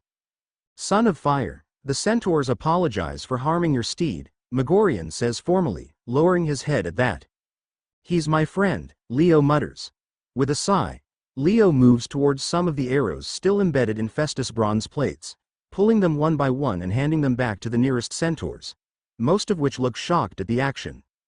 Is there a place safe and hidden enough for me to hide Festus? Leo asks. The Forbidden Forest is not safe for younglings, Firenze suddenly says. The further you are to this place, the better, son of fire. You can bring Festus to Hogwarts, George suggests cautiously, but that does not stop the centaurs growling. We could help you talk to the headmaster, Fred adds. Do you think he'll go for it? Leo asks them seriously. We're pretty sure, yeah. The headmaster is usually reasonable in these sort of cases, Fred replies after a short look with his twin. Plus it's not like you plan to harm anyone or anything, so you should be good to stay for a while, George added as an afterthought, sharing a look with Fred. Leo knows the two are thinking about what the centaurs had said about him giving his life for the world. He couldn't have just shut up, could he? You guys have many experiences with that? Leo asks curiously, changing the subject. You said the headmaster is usually reasonable in these cases, which sort of sounds like it's happened before. Ask us no questions, Fred cheekily retaliates. And we'll tell you no lies, George finishes off with a smile. Thanks, he says with a smile that doesn't reach his eyes. He pats Festus once more. I can't just leave him, he says, mindlessly brushing his hand on Festus' snout, resting his head on it just as he did when he met the dragon at the Romanian dragon sanctuary. We will guard your steed, hero of Olympus, Megorian interferes. Leo flinches at the title, not believing he deserves it, and hates being reminded of it. You will? The bronze creature was the one who aided you in defeating the goddess of earth, was it not? He replies. Yeah, he did. Leo sighs with a nod. Then we pay him our respects, he replies. Leo tries not to call out that some of their arrows are still sticking on Festus' body parts, but he chose not to comment. Thank you, he tells them with a small bow of his own, too distracted by the damage of his friend to notice what he was doing. Hopefully, I'll have Festus back in the castle to work on him. Tomorrow, maybe. I'll try so we won't bother you more. The short silence breaks when all three of them speak at the same time. Look, can you, guys, not tell anyone? Did you really sacrifice your life to? If you're not a wizard, then. What? They break the tension with laughter. I'm guessing you want answers, Leo jokes. So Festus is a dragon, George starts immediately. And the most prideful beings who hate humans on Earth just bowed to you. Leo tries not to flinch at the word Earth but fails, making the twins glance at each other above the tiny Latino's head. All right, there's a lot to learn, so let's start from the beginning, Leo sighs. So in Houston, Texas, there was a woman named Esperanza. Chapter end notes. 1. The thing about Ilvermorny was true, and it only became a castle around the 18th century. Hogwarts had been a castle since its foundation. 2. This would be Bane, who was actually kinda strict when it comes to pride of being a centaur, but he was also kind to Hagrid, so he's kinda one of those woke centaurs who are nice to non-centaurs but are still kinda like #centaur pride. 3 actual centaurs mentioned in the Harry Potter series. Leo needs an alias. Chapter notes. Sorry, it's been a long time since we wrote. Unfortunately, Ra Hanazaki isn't replying to me, C.A. Hawkins. So, I took matters into my own hands and will now be writing this FIC on my own. See the end of the chapter for more notes, and that's about it, really, ends Leo as he gives a quick summary of what had happened to him in the past year. Bloody hell, the twins whispered to themselves, unaware they had said it at the same time and tone. Though, it wasn't unusual, they still weren't conscious about it, giving Leo the impression that twins really have their own power. Leo, on the other hand, has no idea how he managed to say everything in a few minutes. They haven't even reached the castle of Hogwarts, and yet, he still finished his story. Then again, his hyperactivity is worse than anyone he knows, even Percy. That's a lot of information to take in, George comments thoughtfully. Now, I'm not that surprised the centaurs love you. I mean, they hate everyone but bloody hell. Do they love you? Fred adds in bewilderment. Love me? Leo scoffs. They just gave me another prophecy.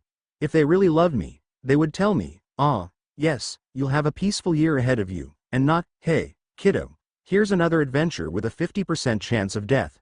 Good luck out there, you know? I don't know what to feel with how casually accepting you are about a prophecy made about you, George admits. I'm a demigod. These things happen a lot. I'm upset but not surprised. Fred whistles. I can't believe we are talking to an actual demigod. Leo rubs the back of his neck. Technically, you, guys, have godly blood in you, too. Sure, it's probably eons ago or something, but the fact that you have magic makes you a descendant. Fred dismisses his words with a wave of his hand. It's not as bloody awesome as being a direct child of a deity. Leo chuckles, embarrassed. It's not that great. Don't be so humble, mate, George scolds. Where was the kid who said he loves looking at the mirror? Leo barks out a laughter. The twins share a look of confusion. Sorry, you must have mistaken me for Narcissus, and trust me, That guy seriously loves his freaking reflection. Oh yeah, I read about him somewhere, George utters to himself. Dude, I met Narcissus. I'm telling you. It's worse than you think. What? Leo blinks a few moments. A story for another time, I guess. Sorry, weird things happen a lot around me that I forget what I could sound like to those who aren't used to my reality. Mate, you've got to stop apologizing. Sorry, an amused glance. An embarrassed flush. Anyway, Leo cuts the silence. Last apology, I promise, but I'm really sorry I didn't tell you, guys, about me earlier. I even dragged you into the mess with the centaurs. The twins shake their heads, stopping their walk to look at the little demigod. Mate, seeing the centaurs treat someone like that is one of the most memorable experiences in our trek at the Forbidden Forest. Fred reassures him with a pat on Leo's shoulder. Plus, we understand why you'd keep this a secret. I mean, people will think you're bonkers, George.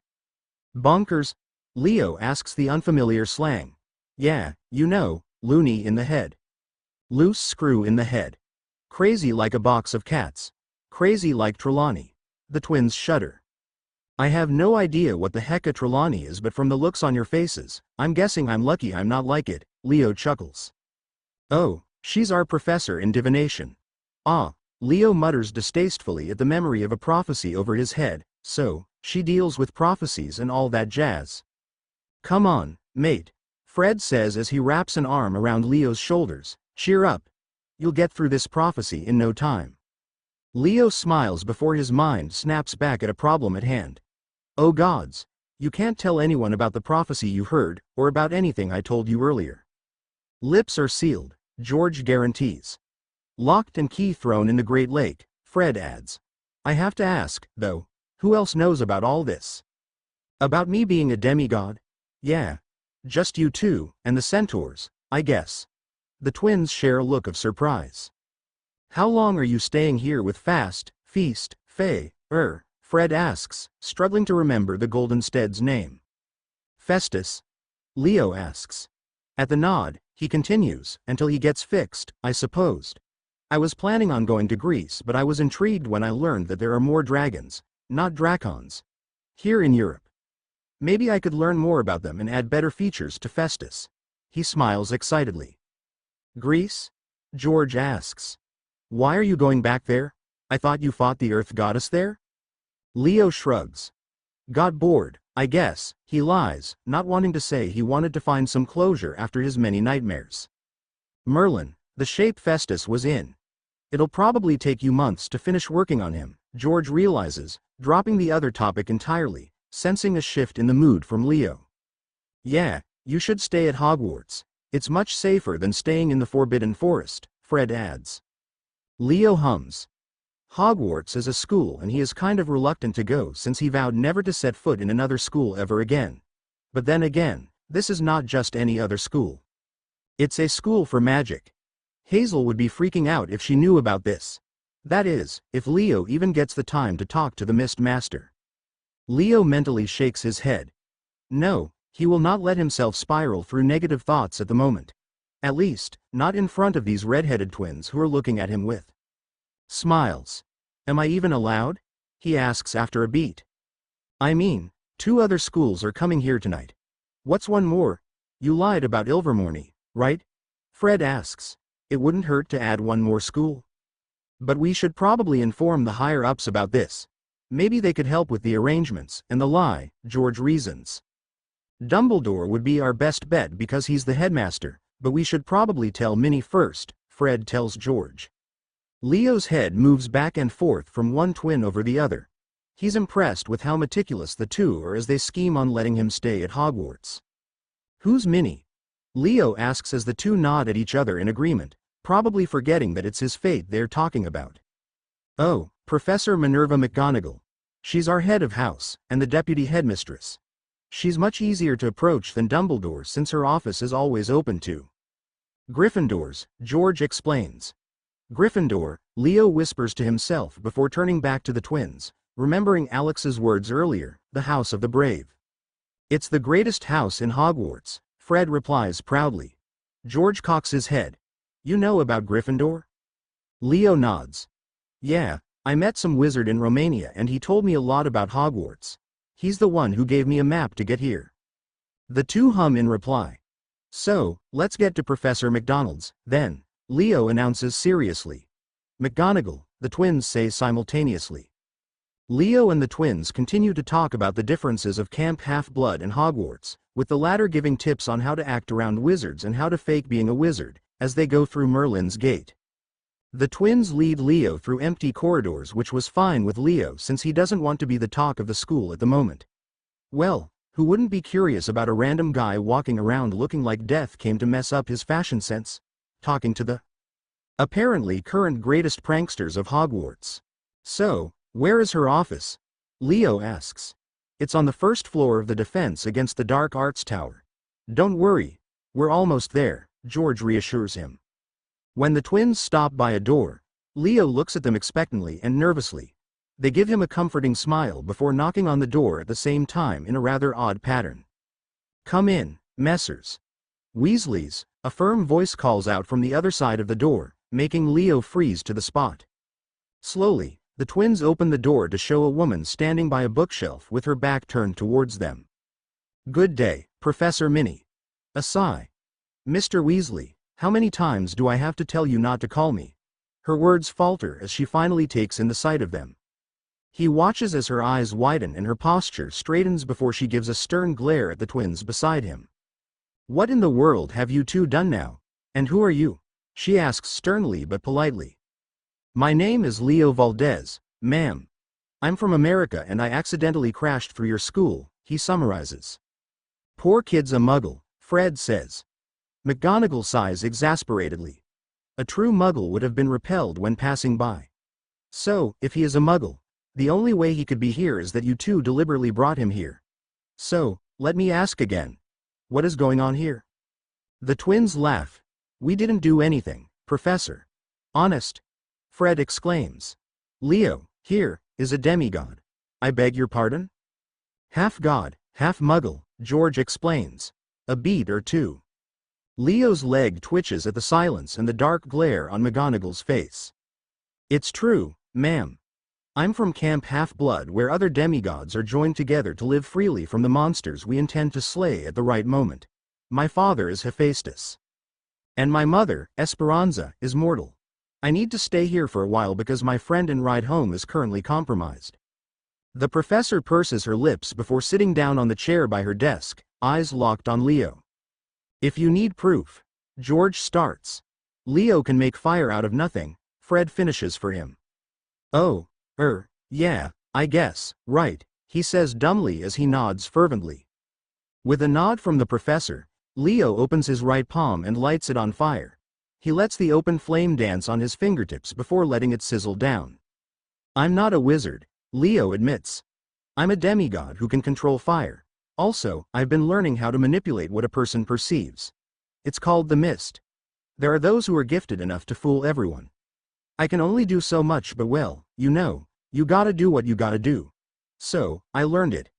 Maybe it can help fake my magical power or something. McGonagall hums. I believe a meeting with the headmaster is in order. Leo can sense that the professor still can't believe what she is hearing, but is trying her best to help however she can. Like Chiron, she has easily earned his respect. Now, follow me, Mr. Valdez. Messrs. Weasleys, you need not join us, she says firmly, but. A stern glare and they sag in defeat. Come along, then. They leave the office in silence with the twins giving him comforting pats on the back. As they leave the defense against the Dark Arts Tower, they enter a quadrangle that is packed with students. They all stare at him and he instantly understands that they might not be used to seeing strangers in their school.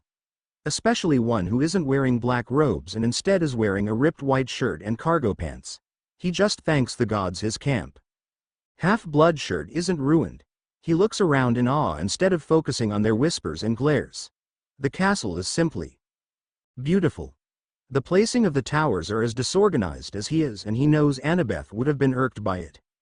The professor in front of him doesn't say a word to him, probably iffy with a stranger and a possible prank from the twins. She's probably thinking of what to make of me, Leo thinks. They enter another tower with a great staircase and go to the second floor, wherein he sees a corridor with a gargoyle at the far end. Confusedly, they go towards the gargoyle, and by this time, Leo had started to accept that looks can be misleading and that wizards do crazy things. This is proven when the professor utters, "Sherbet lemon," and the gargoyle moves aside on its own to show a spiral staircase. 1. McGonagall goes to the staircase and motions Leo to enter with her. As soon as he steps on the staircase, it slowly ascends on its own, with the gargoyle going back to its place at the bottom of the staircase.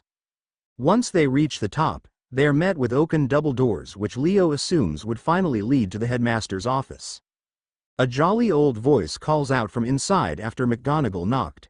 Leo marvels over the heavy amounts of knickknacks in the office before his eyes settle down to the old bearded wizard in purple robes, the one emitting a rather strong aura, whom he assumes is the headmaster. "Professor, to what do I owe the pleasure?"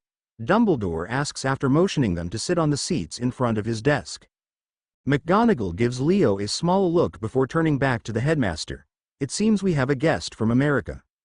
Dumbledore's eyes sparkle as he looks at Leo, and he smiles.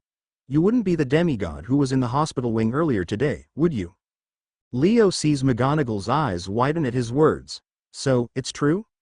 "I believe so," the headmaster replies.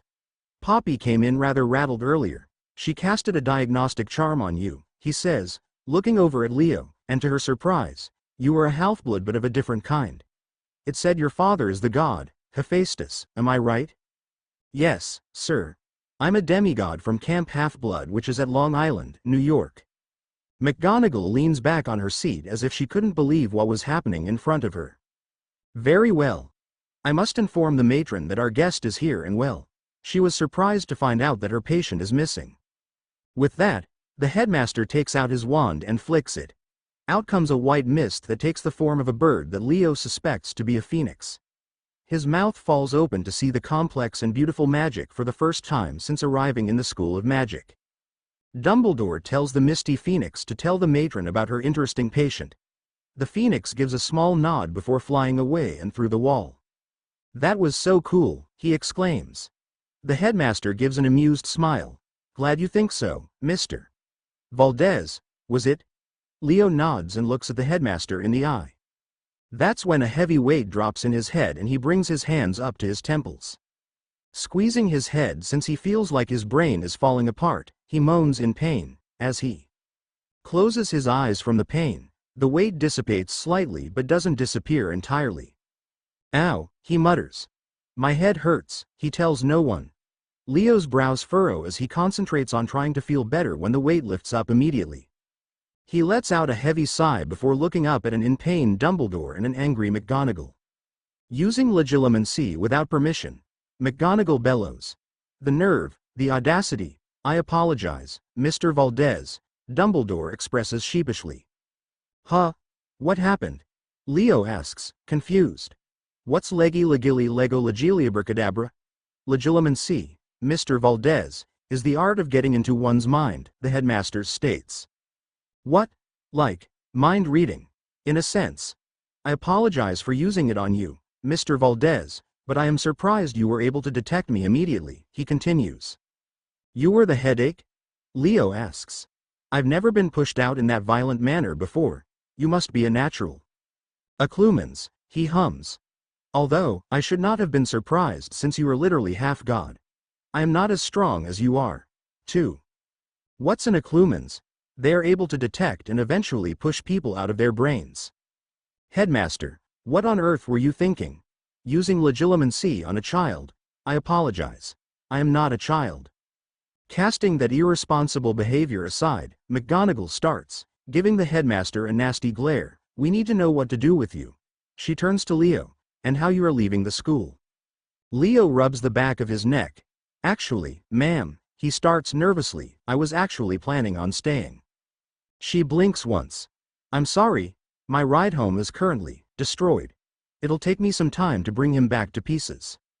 Especially since I am not in my bunker at Camp Half-Blood, I don't have the proper tools. And all. So, I'll have to make do with what I have now. It isn't enough, so fixing Festus would take longer and—" "Festus? Who's Festus?" McGonagall cuts off his rambling. Oh, he's my way home.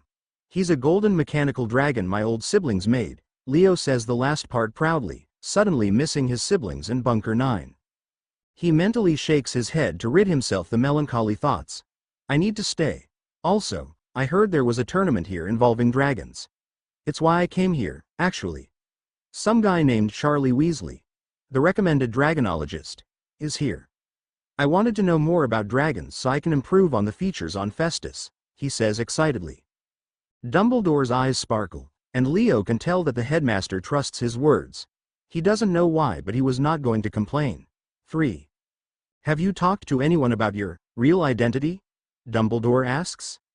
Leo nods. Fred and George Weasley know. I also met 3 other students. Harry, Ron, and Hermione, but they think I'm from Ilvermorny. He ignores the shared knowing yet amused look between Dumbledore and McGonagall. It doesn't hurt to continue with that story, Dumbledore starts, but I also think it would be better for you to pretend to be a transferee from Ilvermorny, especially since you're alone instead of having other students with you. It could have been convenient to say that the tournament attracted Ilvermorny, but what could explain the missing older students and their headmaster? McGonagall hums in agreement. Okay, transferee it is. Leo agrees. Can I work on Festus here? He's currently being guarded by the centaurs in the forest. Guarded? McGonagall asks. Leo hums. Yes, ma'am. They're taking care of him for me in case a monster comes for him or something. I don't know. Fred and George told me some stuff about the forest being dangerous and all that.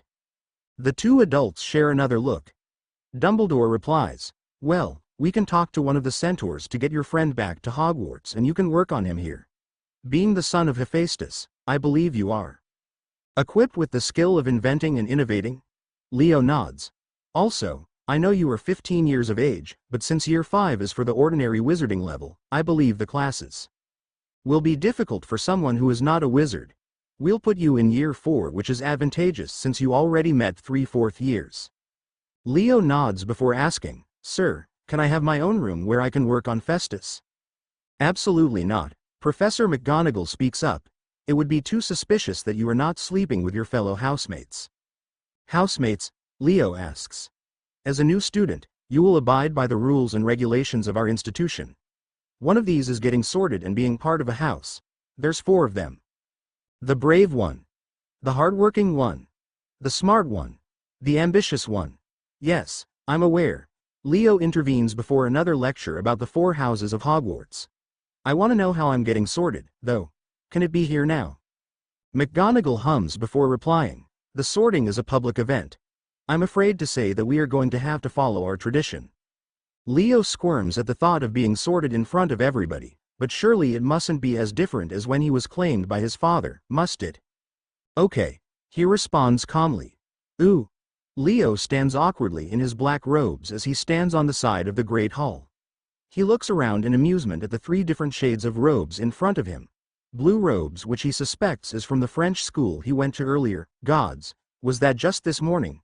He thinks to himself. And red robes from the Bulgarian one. He didn't hear much of the announcements because he was too preoccupied at staring at the goblet with the blue flames in the middle of the hall.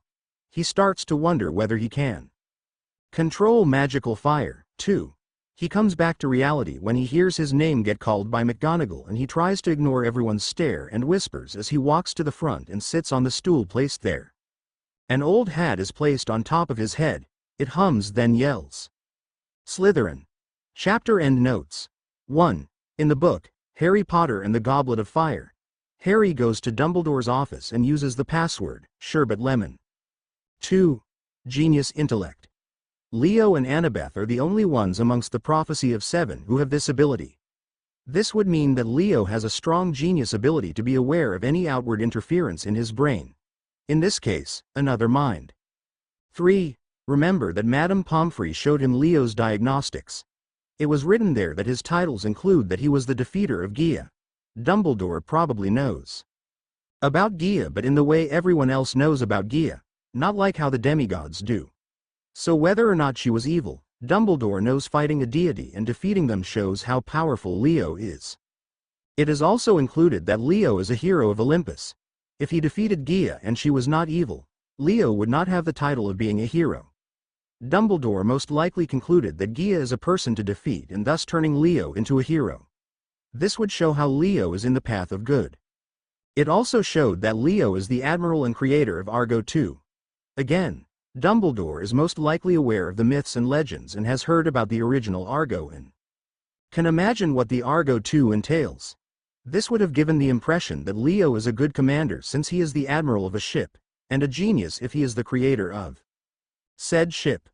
Lastly, it showed that Leo is the head counselor of Cabin 9. Dumbledore probably doesn't know what Cabin 9 is, but being a head counselor probably gave him the impression that Leo is a good team leader and is good with being around other people. Why this house? Explanation for previous chapter. First of all, hooray, this fanfic is not dead. As you all know, two authors were writing this fanfic. Ra Hanazaki and C.A. Hawkins. Unfortunately, Ra Hanazaki graduated in college last year and had been busy ever since. She has not replied to my messages, so I, C.A. Hawkins, took matters into my own hands. Anyway, here are reasons why Leo is not in Hufflepuff, Gryffindor, and Ravenclaw. And why he is in Slytherin. Hufflepuff, yes, he may be loyal to his friends and mother and he can be hard-working with his inventions, but Hufflepuffs are optimistic. Leo is actually dark when it comes to the thoughts in his head. Hufflepuffs avoid conflict. Leo wants to smash monsters' heads and burn his enemies.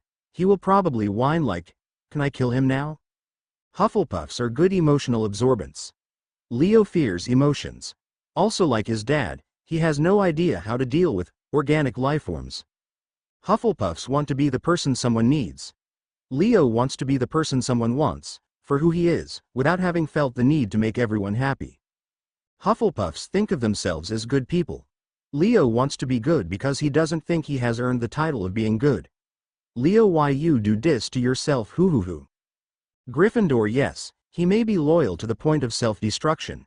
He may be brave, has a sense of duty, is reckless and strong, and he may be a bit offensive though it isn't his intention. But Gryffindors have strong morals. Leo can bend his morals for his loved ones. Leo can also bend his morals for his own survival, willing to join gangs to survive the street life. Gryffindor bravery is doing something because it is right. Leo does something because it's the only way, the logical way, and the risks are well deserved. Gryffindors are social butterflies. Leo does everything alone. Gryffindors are confident. Leo is not confident with himself at all. Ravenclaw Leo may also have genius intellect, something only he shares with Annabeth among the 7 demigods. He may be a mechanic enthusiast, an inventor, a creator, and an innovator. He may be able to handle isolation and being away from social interaction. But Ravenclaws take knowledge for knowledge's sake. Leo wants to learn about what he needs for his survival or for his convenience. Ravenclaws are always observing and curious. Leo observes when he needs to and knows when to stop when his curiosity is not needed. Ravenclaws can handle isolation. Leo is not easy to please when he is alone. He has been too lonely to want it. He distracts himself through working. Ravenclaws are perfectionists. Leo is fine with a not-so-complete Festus since he has a goal in mind, never mind the consequences, he'll deal with them later. He doesn't need Festus to be perfect. Festus just needs to work. Ravenclaws are prideful. Leo hates and doubts himself. Leo, why ma feels. Slytherin, why Slytherin? Slytherins are insecure. Leo's fatal flaw is inferiority. He thinks he is the worst in everything and beats himself up for it over and over and over. His mistakes haunt him forever and he doubts himself so much. He is his own worst enemy. Slytherins can keep big secrets. Leo managed to hide his fire abilities to everyone until he had no choice but to use it, hid it.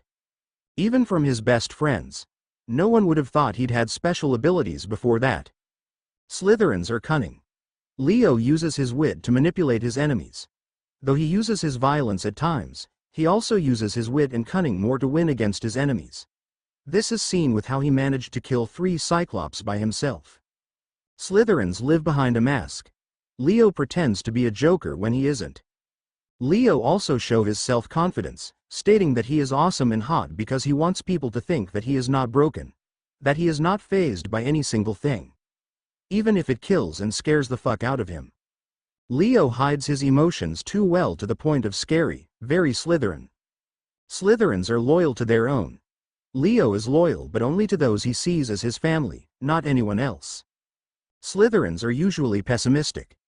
Leo would rather stick to logic and reality and would do something because the goal far outweighs the risk. He died because the goal of saving his friends and everyone else is far greater than him being alive. Ouch. Slytherins are ambitious. Leo nearly killed himself after working long and hard on the Argo 2 alone because he was determined to help with the end of the Civil War, because he wanted peace. Slytherins are self-preserving. Leo did all he can to survive when he needed it. He would do any means necessary if it meant that he needed to be alive. He only died because it was a far better solution than anything else. Slytherins are self-judging. Leo keeps judging himself the most. He berates himself and he is his own worst enemy. A very negative Slytherin trait. His strive for his own version of perfectionism in the case of Leo wanting to be a good friend is fatal. Slytherins are charming. Leo was able to join gangs as a kid by merely using his wonderful charms of being a jokester. Leo also values his charm than anything else he possesses. Slytherins are resourceful. Even though he thinks he is not worth a damn, Leo still believes he can be close to anyone or do anything if he wants to, using the littlest resources as possible. Slytherins are proud of their heritage. Leo is proud of being of Mexican descent. Dinner feast goes wrong. Chapter notes surprise. It's still me, the same author, I just changed my account. I have like 3 different AO3 accounts, so I combined it all in my original account so all of my fanfics are collected. Some quick things. 1. I changed some minor things in the past chapters like what class they're taking, and the time Leo arrives at Hogwarts. I mistakenly put October 30th, 1994 on a Friday when it should be a Monday. See the end for the whole timeline. 2. I also updated the maps for 5 locations on the previous chapters. 3. You can also check the end for the timetable for the trio and Leo. I had to create timetables for Ravenclaw and Hufflepuff so all classes are distributed equally. 4. I removed some things in Pomfrey's diagnostic spell cause it seems too meta. Like instead of saying Leo has god blood and mortal blood, I simply wrote Hephaestus and mortal, so it's like just showing him as another species, specifically a Hephaestus kid. I also removed the titles, badge, and house from the diagnostic spell because they're irrelevant to diagnostics. See the end of the chapter for more notes. Slytherin. Leo winces at the booming sound of the weird old hat on his head. He assumes that's how one gets sorted, so he removes the hat away from his head and gives it back to Professor McDonald's. So, I'll just, Leo starts. He looks towards the twins who are the only ones clapping in the whole room. Is there like a? He asks, looking towards Professor Big Mac for help. He's not an idiot. He knows there is some sort of segregation in this room. Like the seating per cabin at Camp Half-Blood. He's not too sure where he would sit since everyone in the room is politely clapping, which is why he's panicking on which one is the Slytherin table. Go to the Slytherin table, Mr. Valdez, Professor Quarter Pounder with cheese answers. And where is? He nods when Professor McChicken gestures towards the far right table from where the staff table is. 1. He's not going to lie to himself and say he isn't disappointed with his house. He would have preferred to be with the twins and the 3 other students he met whose names he had already forgotten. He's surprised, however, that it seems that the people on his table seem to be a more subdued group of people, and seems too proper for him.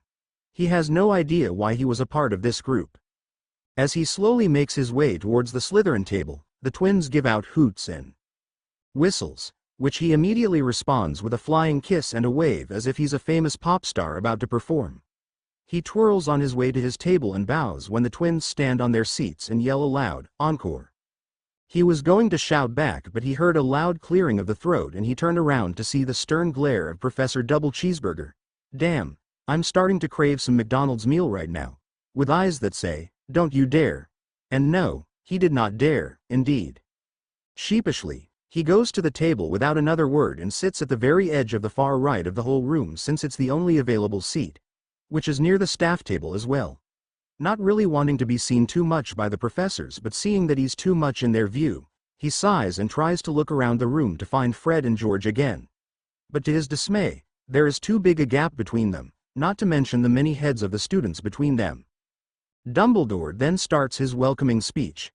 "Good evening, ladies and gentlemen, ghosts and, most particularly, guests and our newest Hogwarts student," he says, beaming around at the foreign students and giving a warm smile at Leo.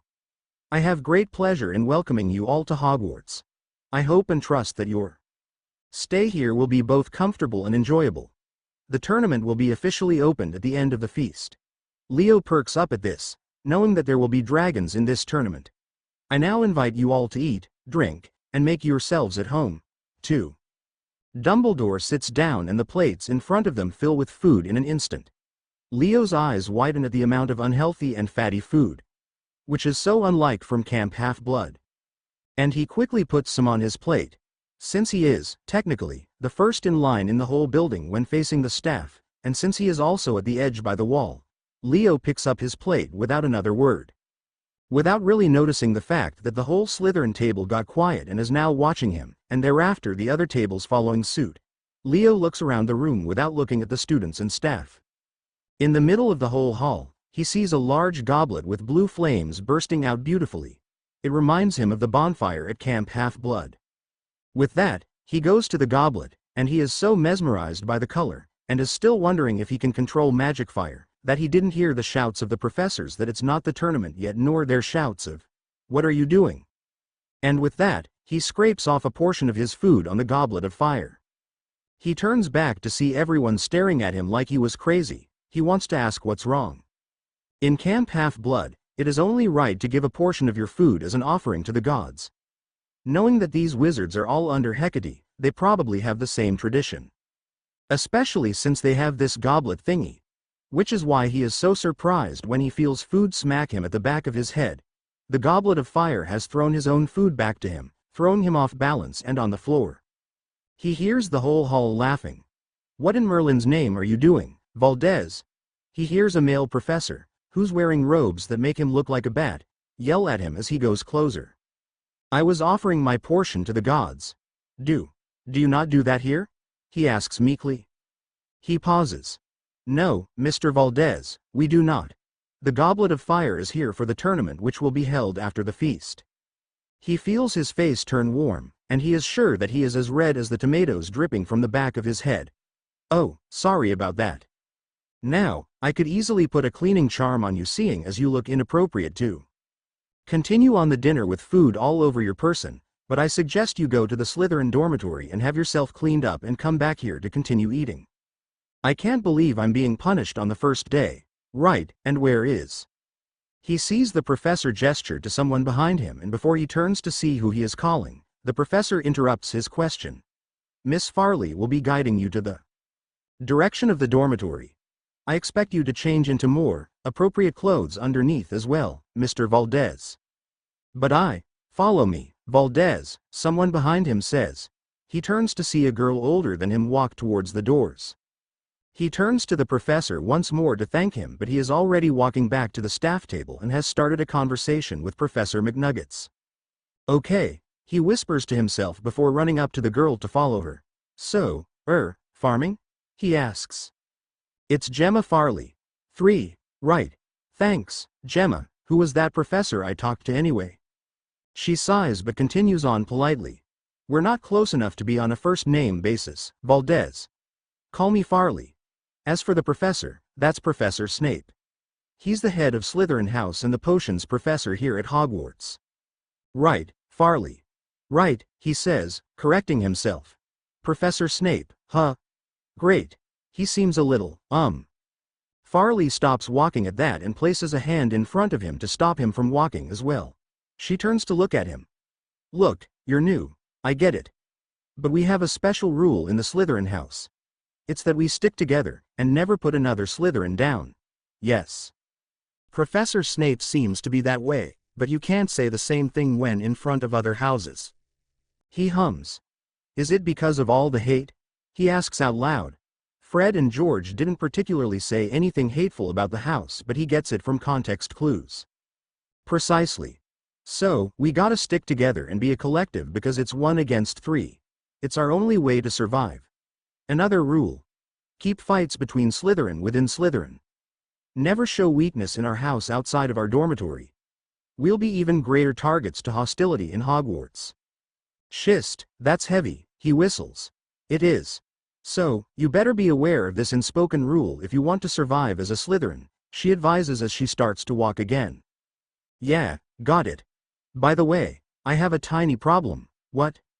I don't have any other clothes with me, and I had a bit of trouble earlier, hence the ruined shirt inside. She looks at him briefly and he sees her scrunch her nose. I'll bring you to the dormitory and find another Slytherin who can help with extra clothes. I just need a shirt. It's fine. She sighs. Okay, you have more to learn. What do you mean? You have to look presentable. Always, it's one of the images for Slytherin house. And why exactly? We always have to be above everyone. His nose scrunches in distaste. That sounds, again, another way to survive. I'm not gonna conform to that rule, sorry, he thinks. This school is crazy for being biased against one of their own. That's dumb. Then again, I've been in schools in America. I shouldn't be surprised the same thing can happen in Europe. We're here, she announces. He looks up, shaking his head from his rapid thoughts to see nothing. A wall. Power above all, Farley suddenly declares as she stares at a damp stone wall. To Leo's surprise, a concealed stone door slides aside, creating a rectangular opening, showing some room. Farley turns to him. Remember that. That's currently the password to the dormitory. It changes every fortnight. Power above all will be changed on the 9th of November, which is Wednesday next week. 5. I see, he replies stupidly, still staring at the created rectangle hole in the wall. Gods, magic is something else, he whispers to himself as he follows Farley in what seems to be a common room. I'll show you to your room. The castle probably added your bed already. Leo didn't get to ask what that meant. So I'll leave you there for you to get used to it. I'll get one of the 5th years to get you some clothes. I know a 4th year who brings a bunch of extra clothes with him. You seem to be his size, so I'll bring him here. Follow me. He looks around gobsmacked at the dungeon. He looks around at the greenish lamps and chairs. The black and dark green leather sofas seem both comfortable and uncomfortable to see, and all of the furniture matching the lighting of the room and, no way. He runs up to the windows. Schist, we're under the sea? Valdez, he hears Farley warn him as his head starts to sing under the sea from The Little Mermaid. 4. Sadly, he wants to look at whatever body of water they're under more, but he follows the girl to a room. He enters and sees the stone walls and stone floors covered by a green carpet. There are 6 4-poster beds covered in green silk hangings. He looks up to see silver lanterns hung up from the ceilings. The walls seem to be decorated with crests with a snake on each of them. That's your bed, Farley points at one of the beds. 5 of the beds have luggage at the end of them, and Farley is pointing at the one that doesn't have any luggage. Does this mean what he thinks it means? Am I staying with 5 other people? Yes, now I'm gonna go get not. Right, he replies calmly, which is the opposite of what he is feeling right now because, schist for all the gods. I do not fit well with other people, and from what I've already gathered, Slytherins can be uptight. I'm gonna be a massive pain on these people's butts. Good luck to me. Schist. Schist. Schist. Shaking his head, he goes to the room which he assumes to be a bathroom, and thankfully he's right, and washes himself up as much as he can.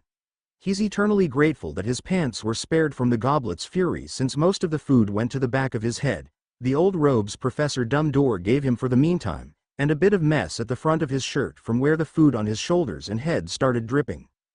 He leaves the bathroom wearing only his pants, to see Farley and another guy with her. Ah! He yelps, hiding his skinny body with his arms. He sees Farley herself close her eyes, the only thing that showed that she was just as shocked as him, but she is as calm as he met her. Right, Valdez, this is not. He agreed to lend you some clothes. Right, thanks, not, he says, still embarrassed, and he knows he is as red as a dragon's coldest fire. The only reason I'm lending it to you is that they are the smaller ones are elves placed in my trunk. I don't need them, though it doesn't hurt to be prepared for anything, but in this case, I've always wanted to throw these, but the elves just keep finding a way and a reason to keep them, he replies nonchalantly, already heading to his bed, which is conveniently beside Leo's. Leo wanted to ask more what he meant by elves, but since Not said it so casually, it might be weird for him to ask anything, so he kept quiet. Thanks, still, Leo says instead, getting 4 shirts Not offered. You don't think you have some trousers for him either, do you?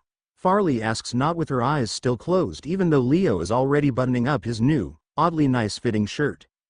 Valdez needs to change his. Leo looks down at his large brown pants. What's wrong with my? He stops at the judging stare of Not and the pursed lips of Farley. Right. Not sighs. Why must I be so nice? He asks. Don't forget, Not, Slytherins stick together, and Valdez needs all the support Slytherin can give. Even if it's just to keep our reputation intact, she replies, talking to the wall. I'm dressed now, by the way, Leo quietly says, his ears hot. Farley still doesn't open her eyes. Not rolls his eyes. Fine. You're in luck because the elves brought in some of my old trousers, too. Thanks, man, Leo says, getting the 3 trousers. He wanted to ask if he has some underwear for him, but Leo thinks he might get murdered if he asks that. He'll just settle with cleaning his one underwear every day. I'll be in the common room. I'll walk you both back to the feast so you can finish your meals, Farley replies. No thanks, I'll go there now, Not replies, closing his luggage and leaving the room with Farley following him. Leo stands there for a moment before letting out a huff. Damn, it's gonna be hard staying here, isn't it? He asks himself before changing his trousers. He wants to fold them up to his knees as well, like how he does it to his brown pants, but decides against it. Instead, he looks like a well-dressed normal teenager with worn-out boots and crazy wet hair. He places the dirty clothes on the bed and decides to do something about them later after the feast before going back to the common room where Farley waits. Where's your robes? Farley asks as soon as he is in view of her. They're upstairs. Bring them here, I'll clean them. You can't go back robe-less. What you don't have to. Farley sighs. Cleaning charms, Valdez. We have them. Ah, right, he replies before retreating back to the dorm and grabbing the robes. With the flourish of her wand, the food on the robes disappear quickly. Magic is so cool, Leo whispers. Sounds like you don't witness much magic, Farley asks with a raised brow as she stands aside to let Leo pass through the common room wall. Leo thinks of all he has witnessed in Camp Half-Blood, even before it. He even thinks of his control with fire. He is sure as Tartarus that that's not something a mortal gets to witness at all. It's not that I don't witness anything magnificent. It's just sometimes I realize I got so used to it that I don't appreciate it anymore. Leo replies wistfully, missing his cabin, missing his friends, missing his girlfriend, missing Festus, missing his home. He slaps himself in the face. Valdez, what in the world? Sorry, I tend to do that when I need some waking up. He apologizes immediately. Just, don't do that often, especially in front of the other houses. Right, appearances and schist. They enter the hall and Farley leaves him to sit with some older-looking students, so to his embarrassment, he walks further where he was seated near the teacher's table. He can feel all eyes on him and his ears start to redden. So much for blending in, he thinks to himself as he sits down. He looks at the food in front of him and he can feel his stomach grumble. He is hungry, he has to admit, but he'll be damned if he doesn't offer food to the gods. He doesn't want to upset them. Especially not after my dashing stunt of, I don't know, going back from the dead. He sits there and watches as everyone eats, not really minding him, and so he just throws his face down on the table and waits for the feast to finish. He doesn't notice 2 pairs of eyes looking at him then at each other. Ooh. Leo stands at the back of the crowd as the Slytherins walk together to go back to their dorms. He's tired from all the fights he endured today, overwhelmed from everything that happened. Including a new prophecy about him, and he's hungry as schist. Which is why he yelps in surprise when he feels 2 different arms circle around his, and turn him around from where he was. Hello, our dear friend, Fred says. What the, Fred, George? He asks, looking at each of the twins on each of his arms, dragging him to who knows where. Blimey, you got our names right, George says in surprise. That was just by chance. Leo replies with a laugh even though he just doesn't want to reveal that he can just tell from their mannerisms. We've been watching you, young man, Fred starts. You haven't been eating and we want to know why, George says. It's not really a big deal. Mate, we just saw you banged up this morning. You can't say it's not a big deal, George retorts. So, we've decided to interrogate you in the kitchens. Lucky for you, the kitchen is near your common room. Though, it's much closer to the Hufflepuffs, lucky bastards, Fred adds. He doesn't question when George tickles a pear on a painting in front of them, and decides to just stare when said painting opens to reveal a kitchen with several creatures working. What in Hades' name is, oh, these are house elves, but they are working in the school for the kitchens, Fred explains. Come on, let's bring you to one of them so we can have them cook your favorite meal. Look, he says, taking his arms away from the twins. Thanks and all, but even if you bring me to the kitchens, I still don't want to eat. And that's the exact moment when his stomach decided it wants to speak. Freaking stomach ruining my lies, Leo thinks. Don't want to, or can't? George asks. Look, we have this, kind of, tradition in CA, Ilvermorny. We have to give a portion of our food to the gods as tribute before we eat, he says. And it feels wrong to just eat without doing it. Is it by throwing it in the fire? George asks, probably thinking of his stunt at the feast. Sort of, think of it as some sort of ceremonial fire, Leo says, thinking of the pavilion fire in Camp Half-Blood. You thinking what I'm thinking, Gred? Fred starts. You know what I'm thinking, Forge, George replies. A trip to the Forbidden Forest, they say in unison. But before that, let's get you some food, George says, pulling Leo to the nearest elf to make him a quick meal, also telling that elf to give him twice as much as you would to one person. Leo looks with wide eyes as the twins go around the room with ease. They've definitely gone here a lot of times, seeing as the elves are also at ease with them and wary of him. He watches as one of the elves makes him some meal that has mashed potatoes, vegetables and lamb mince. Another elf is making him some fresh juice which seems to be pumpkin juice. And another, making him a small cake. Leo really doesn't want to stare at these creatures, because it's the first time he's seeing elves, which Nott has already mentioned earlier. Still, he's fought some even weirder things, so he shouldn't still be surprised when meeting with new species, but he is still 15. As quickly as they came, they left with Leo holding a tray with his food in some sort of hidden passage in the castle. Of course, the twins are also holding their own plates with some sweets. George walks behind him and looks around behind all of them in case someone sees them.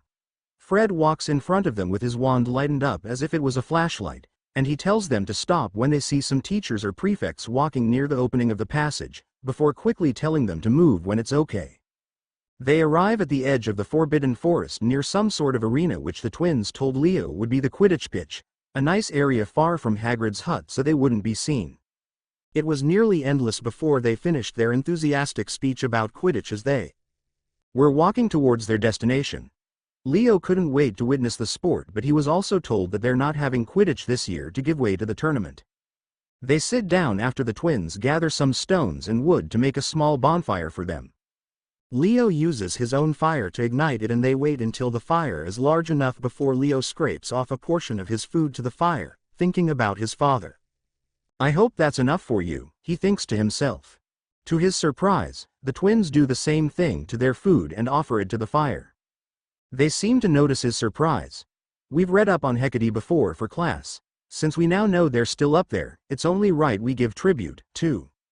Leo smiles at the twins as they eat together around this small bonfire and talk more about what Camp Half-Blood is like and more about what Hogwarts is like. Maybe being here isn't so bad after all. Ooh, timeline from 1st to 6th chapters. Chapter 1. October 30th, 1994. Sunday 12:30 a.m. in Long Island. Leo leaves Long Island. October 30th, 1994. Sun 1.5-hour flight. 2 a.m. in Long Island. Leo fights Shrimpzilla. October 30th, 1994. Sun another 1.5-hour flight. 3:30 a.m. in Long Island. 9:30 a.m. to 10 a.m. in France. France is 6 hours ahead of Long Island. Leo ends up in France. Chapter 2. October 30th, 1994. Sun 30 minutes flight. 4:30 a.m. in Long Island. 10:30 a.m. in France. 11:30 a.m. to 12:30 a.m. in Romania. Romania is 1 hour ahead of France. Leo ends up in Romania. Chapter 3. October 30th, 1994. Sun 1-hour flight. 12:30 p.m. in Romania. 10:30 a.m. in Scotland. Leo leaves Romania to go to Hogwarts October 30th, 1994. Sunday 11:30 a.m. at Scotland. The trio goes to Hagrid. The twins try out their aging potion. Leo falls. The trio immediately run to him and brings him to the hospital wing. Chapter 4. October 30th, 1994. Sunday 11:45 a.m. Leo wakes up. Chapter 5. October 30th, 1994.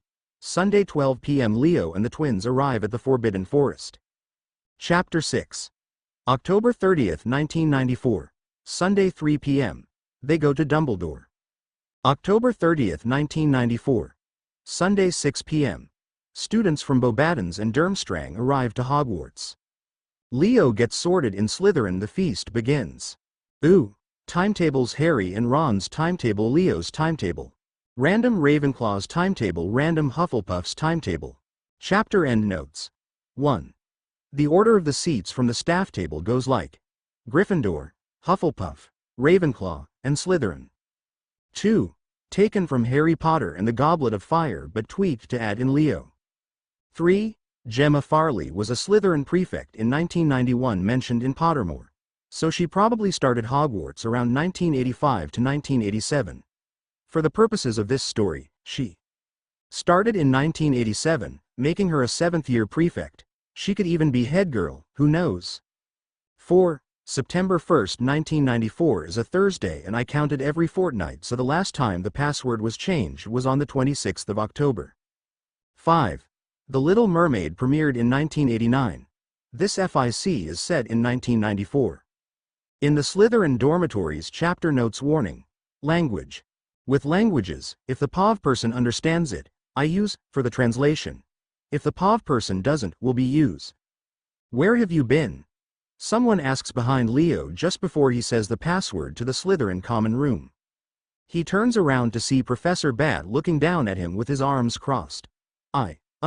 I was in the forest. Wit. The forest. The Noseman booms, which Leo immediately responds to with his 2 legs shaking. Going there is forbidden, Mr. Valdez. That is why it's called the Forbidden Forest. Oh, he replies, thankful that he wasn't able to say Fred's and George's names before he was scolded. I didn't know that. Back in the US, we just go to forests there, he says, remembering the nymphs he befriended in the woods at Camp Half-Blood. You are not in the US now, Mr. Valdez, and you should do well to remember that. There are several rules here in Hogwarts, and you will abide by them. Yes, sir, he replies, saluting with his back painfully straight. The professor raises a brow at that but shakes his head. I will be briefing you about the rules tomorrow morning when I give you your timetable before breakfast. I do not wish to see one of my Slytherins showing inappropriate behavior. Yes, sir, he says again, still with his back painfully straight. But, what's a timetable? He asks, thinking of a clock as a table. The professor sighs, pinching the bridge of his nose in frustration. It's what you call a class schedule, I believe, in America.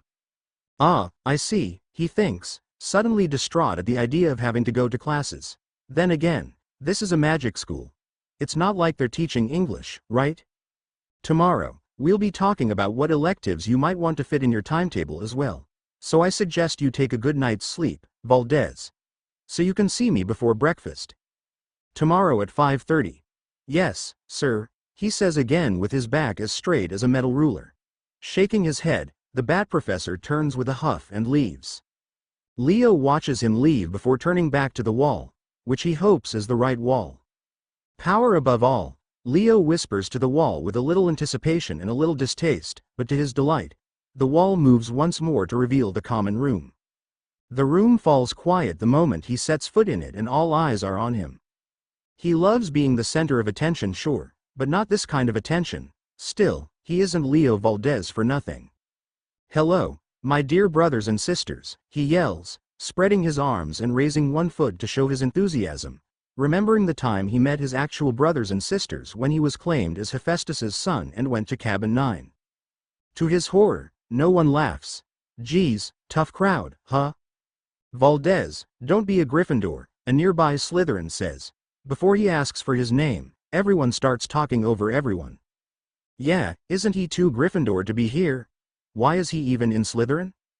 You're not fit to be Slytherin. Go back where you came from. The last part hitting home, suddenly being flashed with the memories of all the racism he experienced back in the US as a homeless little Latino child living in the streets and living as a gang's favorite little jokester. It hurts. Okay. Settle. Settle. Farley, to his rescue, shouts. Yes, Valdez is new here. He's not used to the traditions we have here in Europe. But he will learn. He's already sorted into Slytherin, so everyone, you must do well in helping him be one if you don't want the other houses knowing how hostile you are to him. What's our number one rule? Slytherins are one. A kid yells, making Leo's brows rise. Yes, and since unfortunately, ouch, that hurts. Valdez is sorted into Slytherin, we must help him since he is one of us now. The hat sorts us where we belong, and if it says Valdez belongs in Slytherin, then he belongs in Slytherin. Unfortunately. Geez, Farley, thanks. If you have a problem with this, talk it out with the teachers in private, or if you want to confront Valdez, do it here in the common room. Never outside. Remember our first rule. And with that, like magic, the Slytherin common room goes back to its usual activities before he came into the room.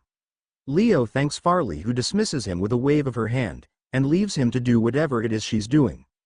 Leo decides to go to the dorm immediately, since the crowded room is not his style at the moment. He's still a little tired from having to fight Shrimpzilla and almost dying without the Archimedes sphere saving his fall this morning. Schist, was it really just this morning? When he reaches the room, he's happy to see that the room is currently empty. But that is a short-lived victory when 3 people enter the room as soon as he sits on his bed. He watches as the 3 boys stare at him from the doorway, 1 staring at him curiously, and 2 staring at him with hidden animosity. Leo starts to think that the boy at the very front could be a child of Athena since he's blonde. Schist, he's Sue blonde. Even Annabeth's hair isn't that blonde. Her hair is honey blonde. This guy's hair is platinum. Can I help you? He asks them. You're Valdez, the American, the boy at the front says. That's not how people in the US would normally describe me as, Leo thinks, still haunted by the memories of his experience with racism in the US. Yeah, he says instead, since this guy would probably not get the same treatment as him if this guy was in the US, considering his appearance. This is Crabbe. Malfoy points at the bigger of the 2, and Goyle, he says, pointing at the smaller albeit still a big guy. I'm Malfoy. Draco Malfoy, he says proudly, moving towards Leo to shake his hand. Immediately, Leo already sees that Malfoy seems to be snooty, but he doesn't want to be right. He's still a Slytherin and their roommate, so he'd rather they get along. He's been with many gang leaders, and from how the 2 look like Malfoy's bodyguards, Leo thinks he can deal with this snooty leader. Dealing with actual gang leaders is so much worse. Valdez, as you said. But I'm more flexible. You can call me Leo, he answers, shaking Malfoy's hand. You're not my friend, Malfoy says with a shrug. Yeah, that seems to be the tradition here, Leo replies, taking some stuff from his tool belt and immediately creating contraptions on his bed since he's a little bored and anxious from having to talk to a new person. He can act like the biggest extrovert ever, but Leo prefers machines to people. Are you doing wandless transfiguration? Crabbe says in a surprisingly soft voice, staring at the big pile of mechanical parts on his bed. Transfig. What's that? Leo asks. You don't know what transfiguration is? Malfoy asks, looking at Leo as if he's the most suspicious person to ever walk the earth. Schist. I need to lie. Thank the gods Professor Rumble-Roar told me Hogwarts had never been in contact with Ilvermorny. I can make some schist up. It's probably under a different name in my school, Leo says. Ah, I see, Malfoy replies with a nod of his head. If my vocabulary is right, it's about change, right? A change of something to make it better? Leo asks. Not entirely. Transfiguration is the magic that changes one object to another. It's not necessarily something better. What's it called in your school? Malfoy asks, still rather suspicious. Schist. Schist. Schist. Metamorphosis, he says from the top of his head. That sounds about right. Oh, Malfoy says quietly, and seems to be less suspicious of him. Interesting, Malfoy adds. Anyway, if you want to stay being a Slytherin, get away from the Gryffindors. I think I saw you with the Weasley twins this morning. Ah, that, Leo says. What can he say? The twins were one of the first people who saw me when I arrived. They helped me go meet Professor the one who put the hat on my head. Professor Schist, she isn't named McDonald's. Ah, Professor McGonagall. I'm not surprised they'll bring you there instead of Professor Snape. She's the head of Gryffindor House.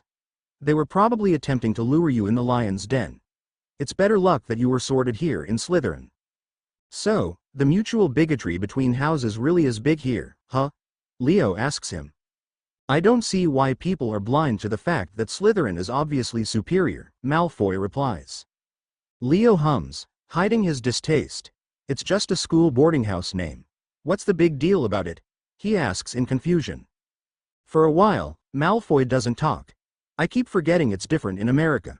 Do you really not have houses there? Schist. Let's just use some truth to twist a lie. We have some sorting system, yes, based on who your godparent is. In ours, we don't have a choice on where we're supposed to go. I heard from the twins that the hat thingy, the hat that sorted us, takes your choice into consideration. In Ilvermorny, we know nothing before getting there, so we don't have a preference, nor do we even have a choice.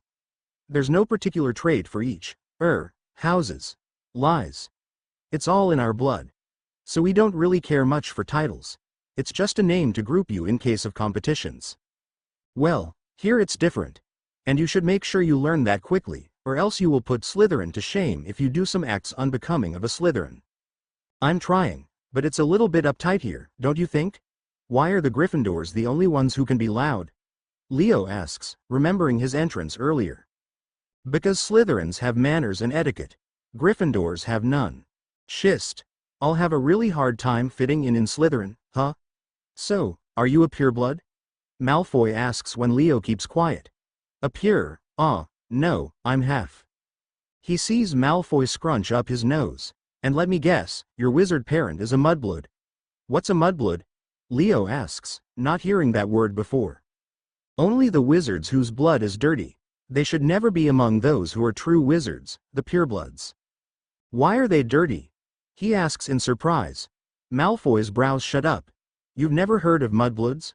Or muggleborns? Malfoy spits the last word with sarcasm. Oh, muggleborns!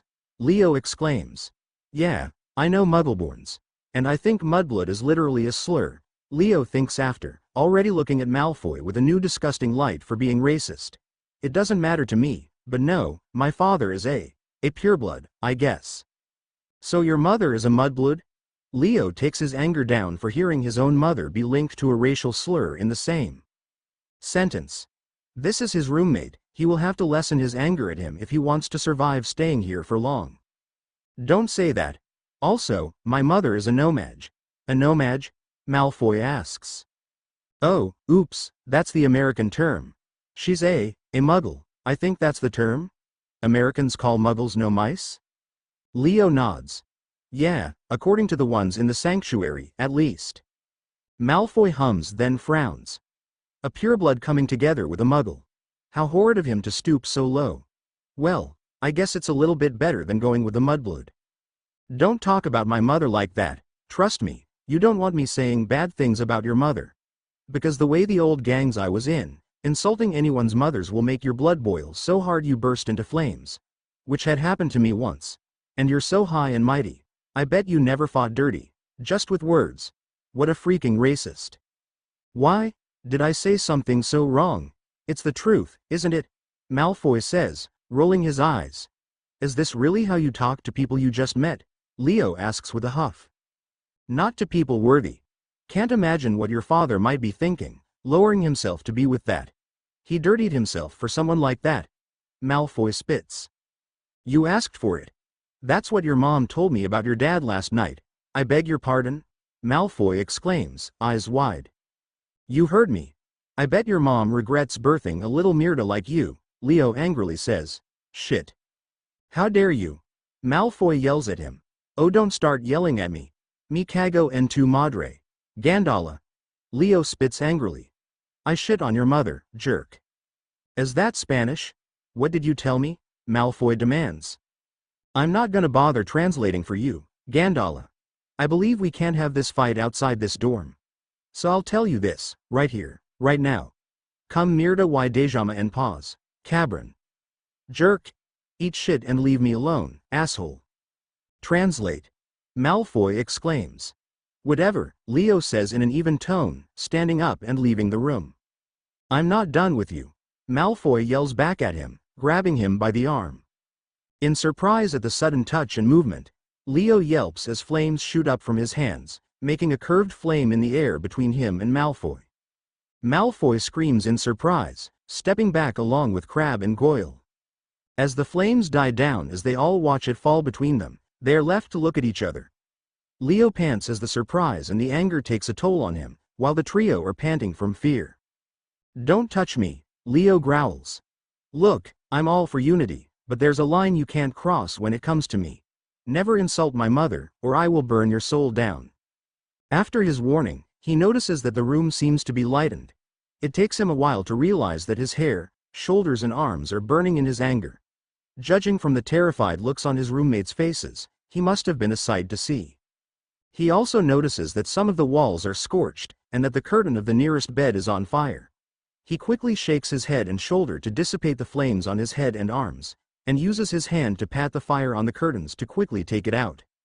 He lets out a heavy sigh when the fire goes out, feeling all the tiredness he has not felt since leaving New York, before looking at the still terrified trio in the room and smiling. So, I'll be downstairs, roomies, adios, goodbye. But before he could leave, he hears people quickly running up near their dormitory before some male Slytherins open the door. What's going on here? What in Merlin's beard happened here? He quickly adds the last sentence after seeing the burnt curtains and scorched walls. He's trying to kill us, Malfoy exclaims. Relax, I wasn't, Leo replies, rolling his eyes. He's trying to burn us alive, Malfoy adds. It was an accident, Leo exclaims. You're not allowed to attack a fellow student, and you're not allowed to use magic unrelated to studies. If you're going to duel, do it in a dueling stage, the older Slytherin reprimands Leo. I swear it was an accident, I didn't mean to use my, magic, Leo says. Accidental magic at this age? The older student asks, suspicious of Leo. Leo sighs. It's more common to me than you think. Okay. Rule of lies. Use the truth. It's why I get in trouble a lot and get kicked out in places. The older student clicks his tongue before sighing. Fine, I'll just give you a warning for now. But you better control yourself, Valdez. He nearly killed us and you're letting him out with a warning? Malfoy asks angrily. He said it was an accident, the older Slytherin says, shrugging. I'll be reporting this to Professor Snape, he informs Leo. Great, Leo replies sarcastically, already hearing the man's scolding tomorrow morning when he meets him for his schedule. With that, the older Slytherin leaves, and Malfoy glares at him. You're not getting away with this that easily. My father will hear about this. You rely on your dad to fight your battles for you? Are you a chicken? Leo asks, huffing. You know what? We've had a long day. Can we just stop fighting now? I'm tired of this. Shist. I'll just chill here, then take a good old shower and then sleep. Malfoy huffs. This isn't over, he says, going to his own bed with Crabbe and Goyle also going to their respective beds. Leo sighs as he continues to create more little machines on his bed, trying not to think of his friends in the US. He feels some sort of heaviness in his chest when he recalls his friends' laughter at his jokes. Even though he was the seventh wheel, and even though there were times he felt like he didn't belong with his fellow demigods, he still loves them and he knows they love him, too. And he misses them dearly.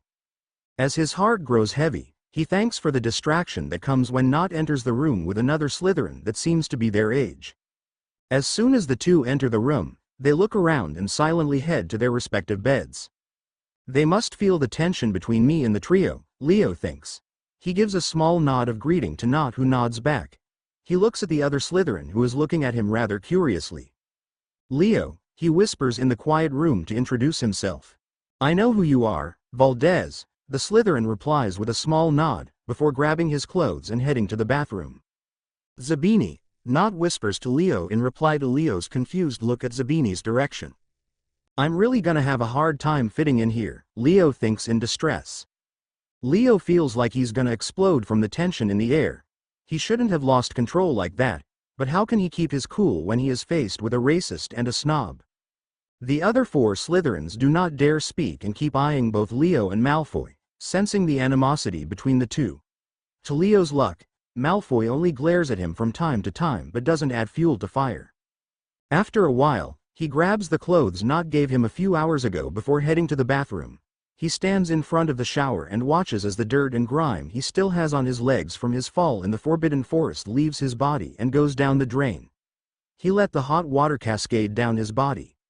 Even though the water is hot, he feels himself cool down from everything that happened today. He smiles as he thinks of his time with the twins, and gets sad that he wasn't sorted with the Gryffindors. He didn't think the fight between the schoolhouses was this bad. Camp Half Blood has some friendly fights between different demigods, but overall there was no hatred between them. He can understand if Camp Jupiter still hates him. After all, he still bombed their camp. Tears start to form in his eyes as he remembers his friends, his girlfriend, his home back in New York. Does he regret leaving? Not really. He still felt lonely in camp since all his friends had left the camp itself. But living in Hogwarts is stressing him out, and it's only the first day. He doesn't know how long he'll survive and keep up the charade that he's a freaking wizard. He guesses he's a little overwhelmed with how he got here. Leo lets out a heavy sigh before lightly slapping his face. Keep yourself together, Leo, he tells himself. You wanted this in the first place, he reminds himself. He closes the shower and heads to his bed. Tomorrow's another day. Quite the first morning chapter notes surprise lol. See the end of the chapter for more notes. Being scolded by Professor Snape for being late to meet him was not a good start for Leo's first morning at Hogwarts. Half of the meeting was just him being reprimanded, and the other half is the professor asking him questions he doesn't know the answers to. He just lied through his teeth. The prefects informed me last night that you set the bedroom on fire, the professor told him the minute he was done berating him for being late. It was an accident. Mr. Valdez, you are a 4th-year student, and you shouldn't be having accidental magic at this age. Are you lying to me, Mr. Valdez? No, ow. He felt that heavy weight in his head again, as if he's Zeus giving birth to Athena. Where's his dad when he needs someone to crack his skull open? 1. So he fought the pain by scrunching his whole face, and squeezing his thighs with his hands to bear the pain. When the pain lifted, he sighed in relief, only to see Professor Snape standing by the wall. Crouched over with his hands on his head. Didn't this happen to Rumbleroar yesterday? Was this professor trying to read his mind like he did?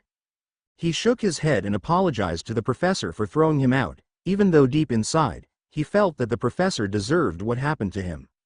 The professor didn't intrude on his mind after that, but he didn't miss the stare from the professor as he left his office. Thankfully, he was able to get a schedule with care of magical creatures for his electives because that sounds awesome. He also took divination, which the professor wasn't too pleased with, but with the amount of prophecies he's been encountering, he'd rather learn how it happens so he never gets caught off guard with receiving one. The last one he took was arithmancy, which he was told was also a form of divination but with lots of math, and honestly, he'd rather take one that seems easy. Because of this morning ordeal, he goes to the Great Hall still rather sleepy, with bouts of excitement entering his system when he remembers he's gonna see more magic today. As soon as he enters the Great Hall, he sees the twins urging him to go towards them. With a smile, he does so. Hey, guys, he greets them as he approaches. What's he doing here? The twins' younger brother asks in a hostile manner, surprising Leo at the change from yesterday. Oh, honestly, Ronald, the girl who looks like Hazel says. We want to greet our most noble guest from America, George says. I don't see why we have to continue to be welcoming to a snake, Ron. Is it Ron? Says with a roll of his eyes. Geez, the house rivalry really is big here, even with you, guys? Leo asks. Yeah, the Percy look-alike whose name he also forgot but he believes it starts with an H says. I don't think I can trust a snake, Ron replies. Leo sees the twins open their mouths to retort but he cuts them off. Look, man. Leo starts, I don't really know what's going on with your houses. I just so happen to be sorted in Slytherin. Doesn't mean I know what they do. I'm literally from the US. I don't have any prior knowledge of your culture. He shrugs. Why don't you sit with us, Leo, our American friend? Fred asks. He looks at the Gryffindor table. That's allowed? He asks, remembering how it is not allowed in Camp Half-Blood. There isn't really a rule that should be the case, George replies with a shrug. Leo looks towards the Slytherin table where most are whispering among themselves and looking at him from time to time. I would love to, Leo starts, but since the rivalry here can cause a war, I think it's best I don't aggravate the Slytherins. It'll be easier for us this way. You really are a sneaky snake, aren't you, our dear friend? Fred jokes. Valdez, what are you doing here in this area? Malfoy, appearing from nowhere, asks beside him. Leo jumps up from his skin and looks at the platinum blonde in surprise. The moment he set his eyes on the other Slytherin, he felt himself turn cold, and all emotions of concern and happiness from seeing the twins disappear. He felt he was like Keone, who is his total opposite since he's made of fire. Malfoy, he greets coldly. I wouldn't sit here if I was you, Malfoy replies. With all these people, he says the last word as if it's the most disgusting thing in the world. Who said I was sitting with them? Leo asks. Malfoy's brows raise. Then what are you doing here? He asks. Talking to my friends, Leo replies, deadpan hostile. Didn't you just say you were? They're my friends, but I'm not sitting with them. I think that's easy enough to understand. Leo asks, looking up at the ceiling of the hall as if he's bored. He really doesn't want to talk to this racist mother F. Remember the first rule, Valdez, Malfoy warns before leaving. Leo lets out a heavy sigh as if he just went through the most difficult thing he had ever done in his life. He doesn't usually act cold towards people, but insulting his mother? There's a bridge you can never cross. The twins suddenly clap, bringing him back to reality. He laughs, scratching the back of his head in embarrassment. Guys, he starts. You really do fit in Slytherin, Ron says icily. Leo sighs. I'm telling you. The rules in Slytherin are making my head hurt, and I have Malfoy as my roommate. You can imagine how that goes. Percy look-alike winces. Poor you. It's just a matter of time before he goes all cuddly with Malfoy. Ron continues, stabbing the egg on his plate. Leo's nose crumples at that. What a sight that would be. Well, Messrs. George and Fred, I have to go cuddle with the snakes, he says, saluting them. Actually, we have something to do, too, George says.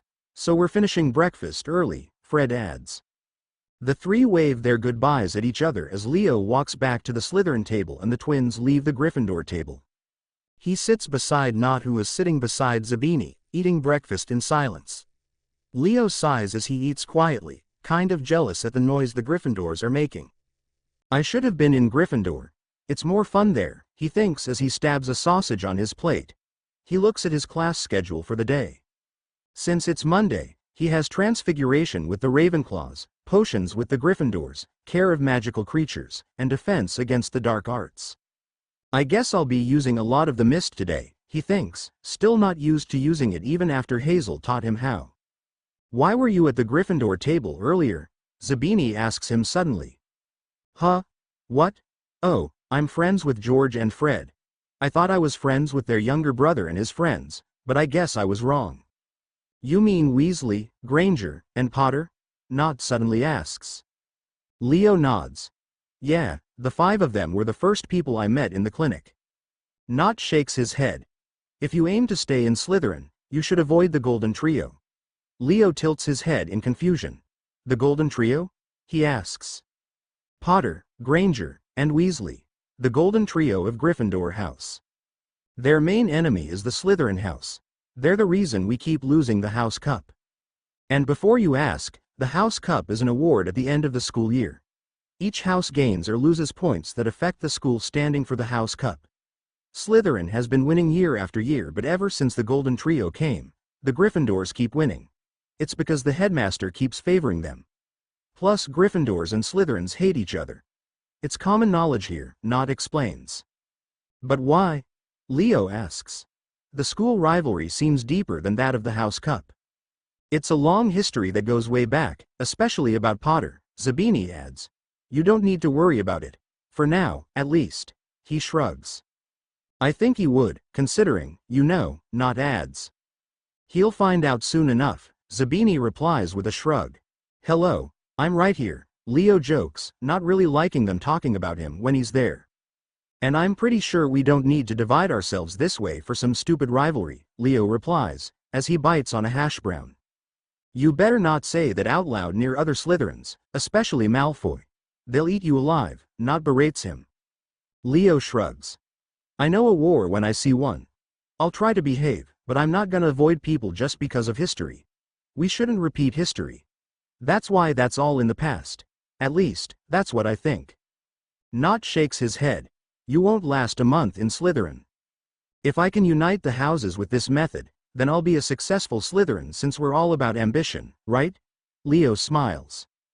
Zabini and Nott shake their heads but keep quiet instead of replying.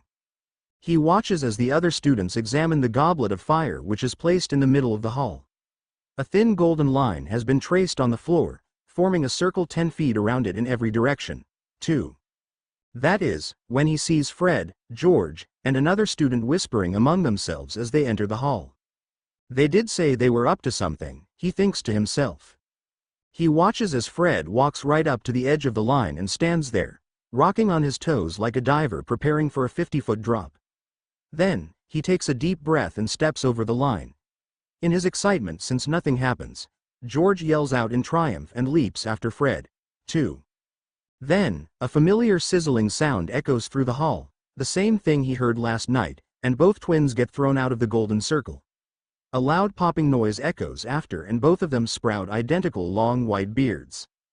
Everyone laughs and the twins join in. Leo whistles in their direction and the twins pose in response. I did warn you, says Professor Dumbledore who enters the Great Hall. He looks at the twins. I suggest you both go up to Madame Pomfrey. She is already tending to Miss Fawcett, of Ravenclaw, and Mr. Summers of Hufflepuff, both of whom decided to age themselves up a little too. Though I must say, neither of their beards is anything like as fine as yours. 2. After that goes down, he finishes a quiet breakfast, then he walks with Nott and Zabini to their transfiguration class with the Ravenclaws. Fortunately, for him, today was mostly theoretical and they didn't even do any wand work, which reminds him that he needs to find a better stick than the piece of wood he got from his tool belt he's still wearing underneath his robes. Or, at least, he needs to design it to look like his classmates instead of just a plain long piece of wood. As soon as class is over, he tells Nott and Zabini he's heading to the bathroom. Which he did, except instead of using the bathroom, he hides in a stall to carve the wood he got in his tool belt to look like an actual magic wand. He finishes just about time when he heads to the dungeon for his potions class. Everyone has paired up already except the front table with Hazel look-alike. Hi, he tells her, sitting beside her. Oh, hi, she replies hesitatingly. Is it cool if I sit here? Everywhere else is full, he replies. No, it's okay. Are you good with potions? I'd like to get full marks as much as I can, she replies. I'm not quite sure actually. This is my first time doing potions, Leo replies, scratching his head. Oh no, she whispers. By the way, can I get your name again? I forgot, sorry, he says. The girl's eyes widen in surprise before she whispers, it's Hermione Granger. Oh right, Leo says. Since you're Gryffindor, I assume it's okay if I address you by your first name? He jokes. Is it different in Slytherin? Hermione asks. Leo chuckles. Very. It's a bit hard to adjust. Call me Leo. Anyway, don't worry about me. I'm told I'm really good at cooking. We just need to follow the instructions, right? Get the timing right? Easy peasy. I sure hope so. They sit in silence before Professor Snape walks in. Leo notices the look the professor gives him, probably wondering why he's sitting next to a Gryffindor, but doesn't comment on it. The professor lectures on the effects of the ingredients they'll be using today, which makes his classmates scratch their heads in confusion. To his surprise, the professor's lecture makes perfect sense. Then, it was time to apply the lecture. He looks at the textbook, which brings him to his next dilemma: he can't read. Hermione comes back with the ingredients they need and sits beside him. Hermione. He starts. Yes. Can you tell me what it says in the book? He asks sheepishly. Can't you just read it? She asks, seeming a little irritated. I'm dyslexic, Leo just says. Hermione looks at him in surprise before she starts to read him the first 3 instructions. All right, you start the fire to warm the water, and I'll make the paste from the bloodroot. Stems. After I put it in later, I'll stir it right while you mince the valerian root, Leo instructs while he's in his chef mode. 10 points to Slytherin for your leadership, Mr. Valdez, the professor suddenly says beside him, and 10 points from Gryffindor for being so noisy, Ms. Granger. But, Hermione starts. Don't make me turn it to 20, the professor threatens. Sir, she's just reading to me the book since I'm dyslexic, Leo interjects. I asked her to.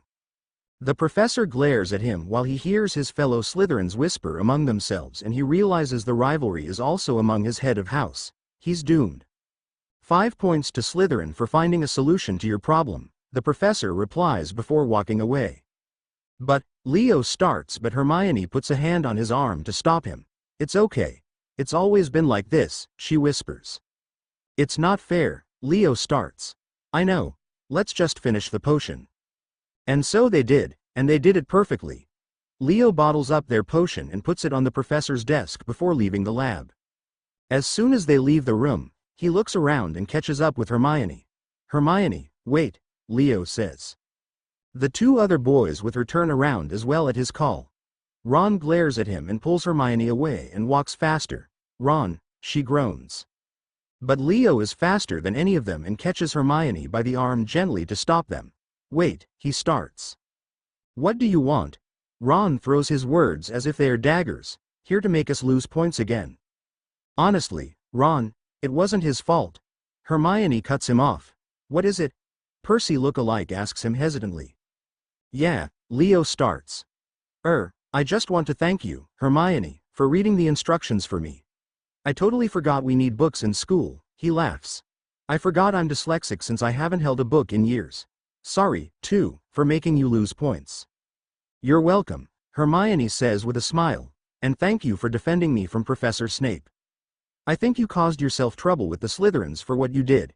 It was very brave of you. I really didn't think it was brave of me. I was just correcting him because he was wrong, he chuckles. I'm sorry again for making you lose points. Oh, it's okay. I'm surprised it's only 10 points. Plus, you were a good potions partner. We're a good team, Hermione replies, smiling wider.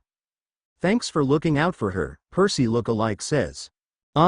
Dude, can I ask for your name again? I forgot. Sorry, I have ADHD, Leo asks, embarrassed. The other boy looks at him, as if trying to hide a smile.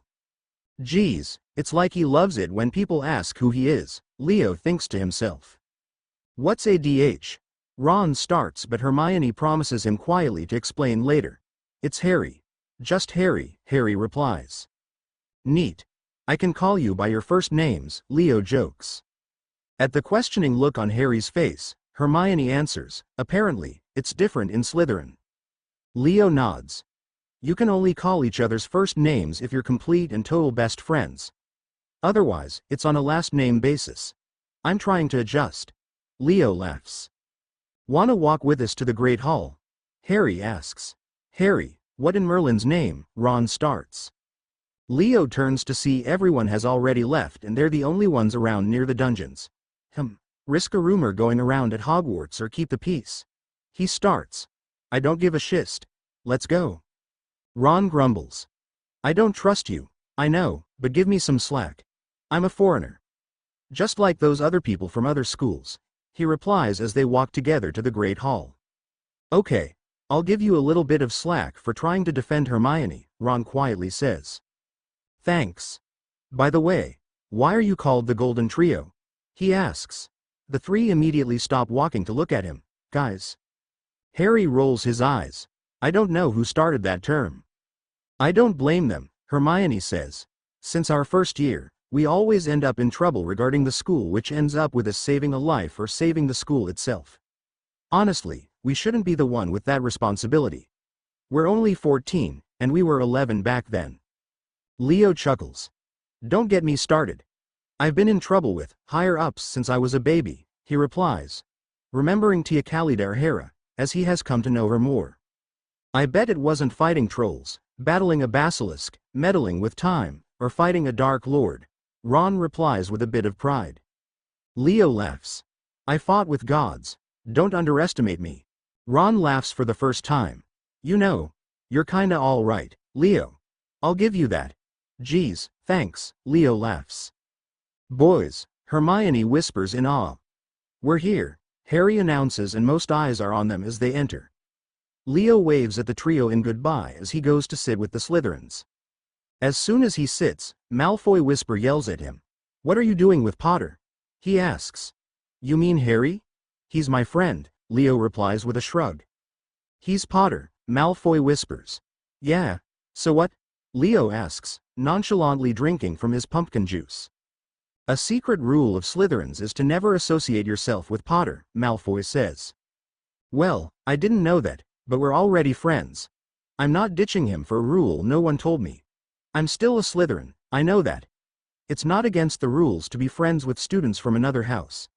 You can't stop me. Especially you, he tells him as he feels that crackling feeling he gets when he knows his fire is about to explode.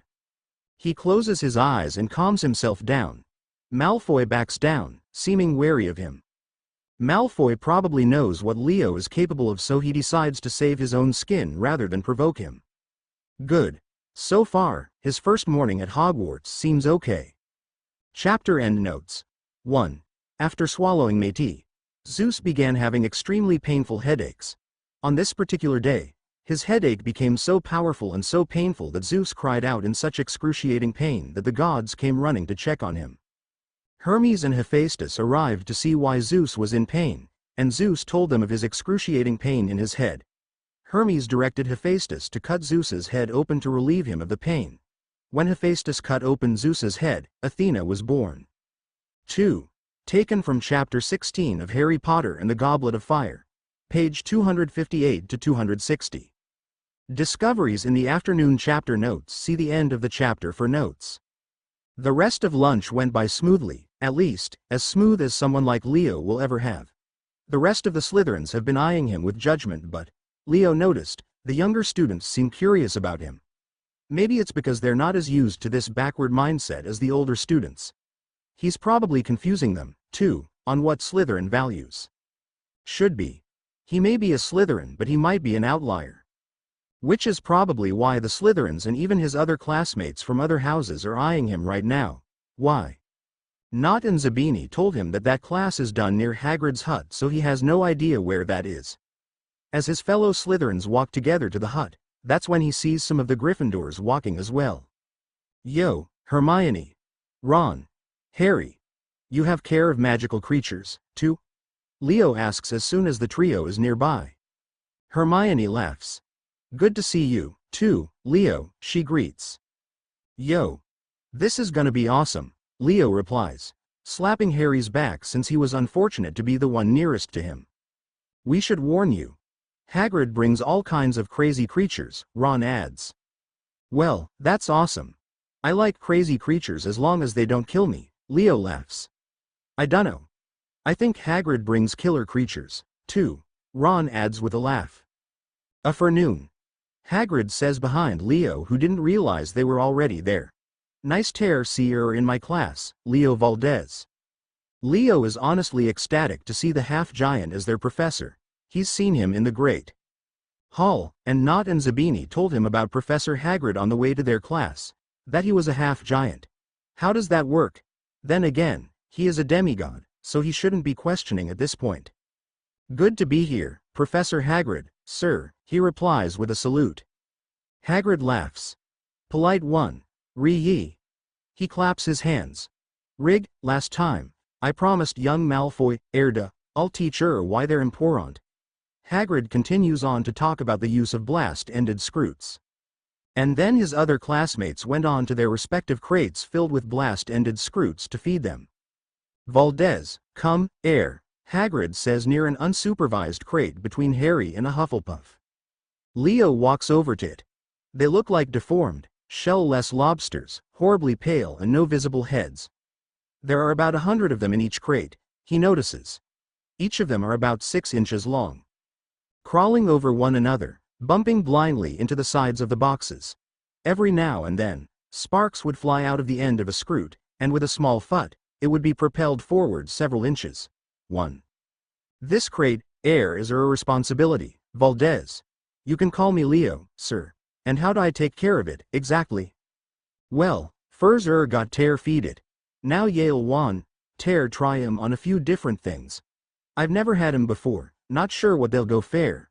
I got ant eggs and frog livers and a bit o' grass snake. Just try 'em out with a bit of each. 1. Sure, I'll do that. And with that, Hagrid leaves him with a magical creature. Nothing would top his excitement at his first time seeing a new creature. Be careful, Leo. They explode, Harry whispers beside him, and sting, and suck your blood. We had to learn the hard way. I guess it's my time to learn the hard way, Leo replies with a smile. You're as brave as a Gryffindor, Harry says with a smile back. Or maybe I'm just stupid, Leo laughs. Probably, Harry laughs. Let's see what I can do, he says more to himself, rubbing his hands in anticipation. Not noticing the others watching him since they all seem excited to watch him suffer as they did the first time they dealt with scroots, Leo picks up a handful of frog livers. He lowers them into the crates to tempt the blast-ended scroots, but to his surprise, the scroots near him stop moving and slowly walk, not towards the livers but to his hand. Eyebrows rising, Leo opens his palm and a scroot immediately settles itself on his hand, seeming like a cat settling on a pillow. Leo laughs and pats the weird creature on its body. Leo moves it closer to his face to inspect it and it starts to shake. Leo, move her head away farm it, he hears Hagrid. But it was too late. The scroot blasts some fire on his face and settles once more on his palm since Leo held on it too tightly so it doesn't get propelled. The laughter from his classmates dies down when he turns to look at them. Are ye all right? Hagrid asks immediately, looking at him. Yes, sir. It caught me by surprise, he laughs before putting the scroot down to its crate. Are ye burnt? Hagrid asks worriedly, looking all over his face. Leo pauses in horror. Shoot, they don't know I'm fireproof. I'm fine. Honest, he says, doing his best to look down. He hears whispers around him. Do need tear the hospital wing? Hagrid asks again worriedly. Leo raises his hands. No need, sir. I'm a-okay, he gives a thumbs up. If sure, the professor says before looking at an actual burnt Ravenclaw. You sure you're all right? Harry asks beside him. You don't look burnt, I guess, but your shirt's singed. How's that possible? Leo thinks the last part Harry said was more for himself than Leo. Leo, rather than waste his energy on the mist, just tells him, actually, I still do some accidental magic, even at this age. This late? Do you know why? Harry asks worriedly.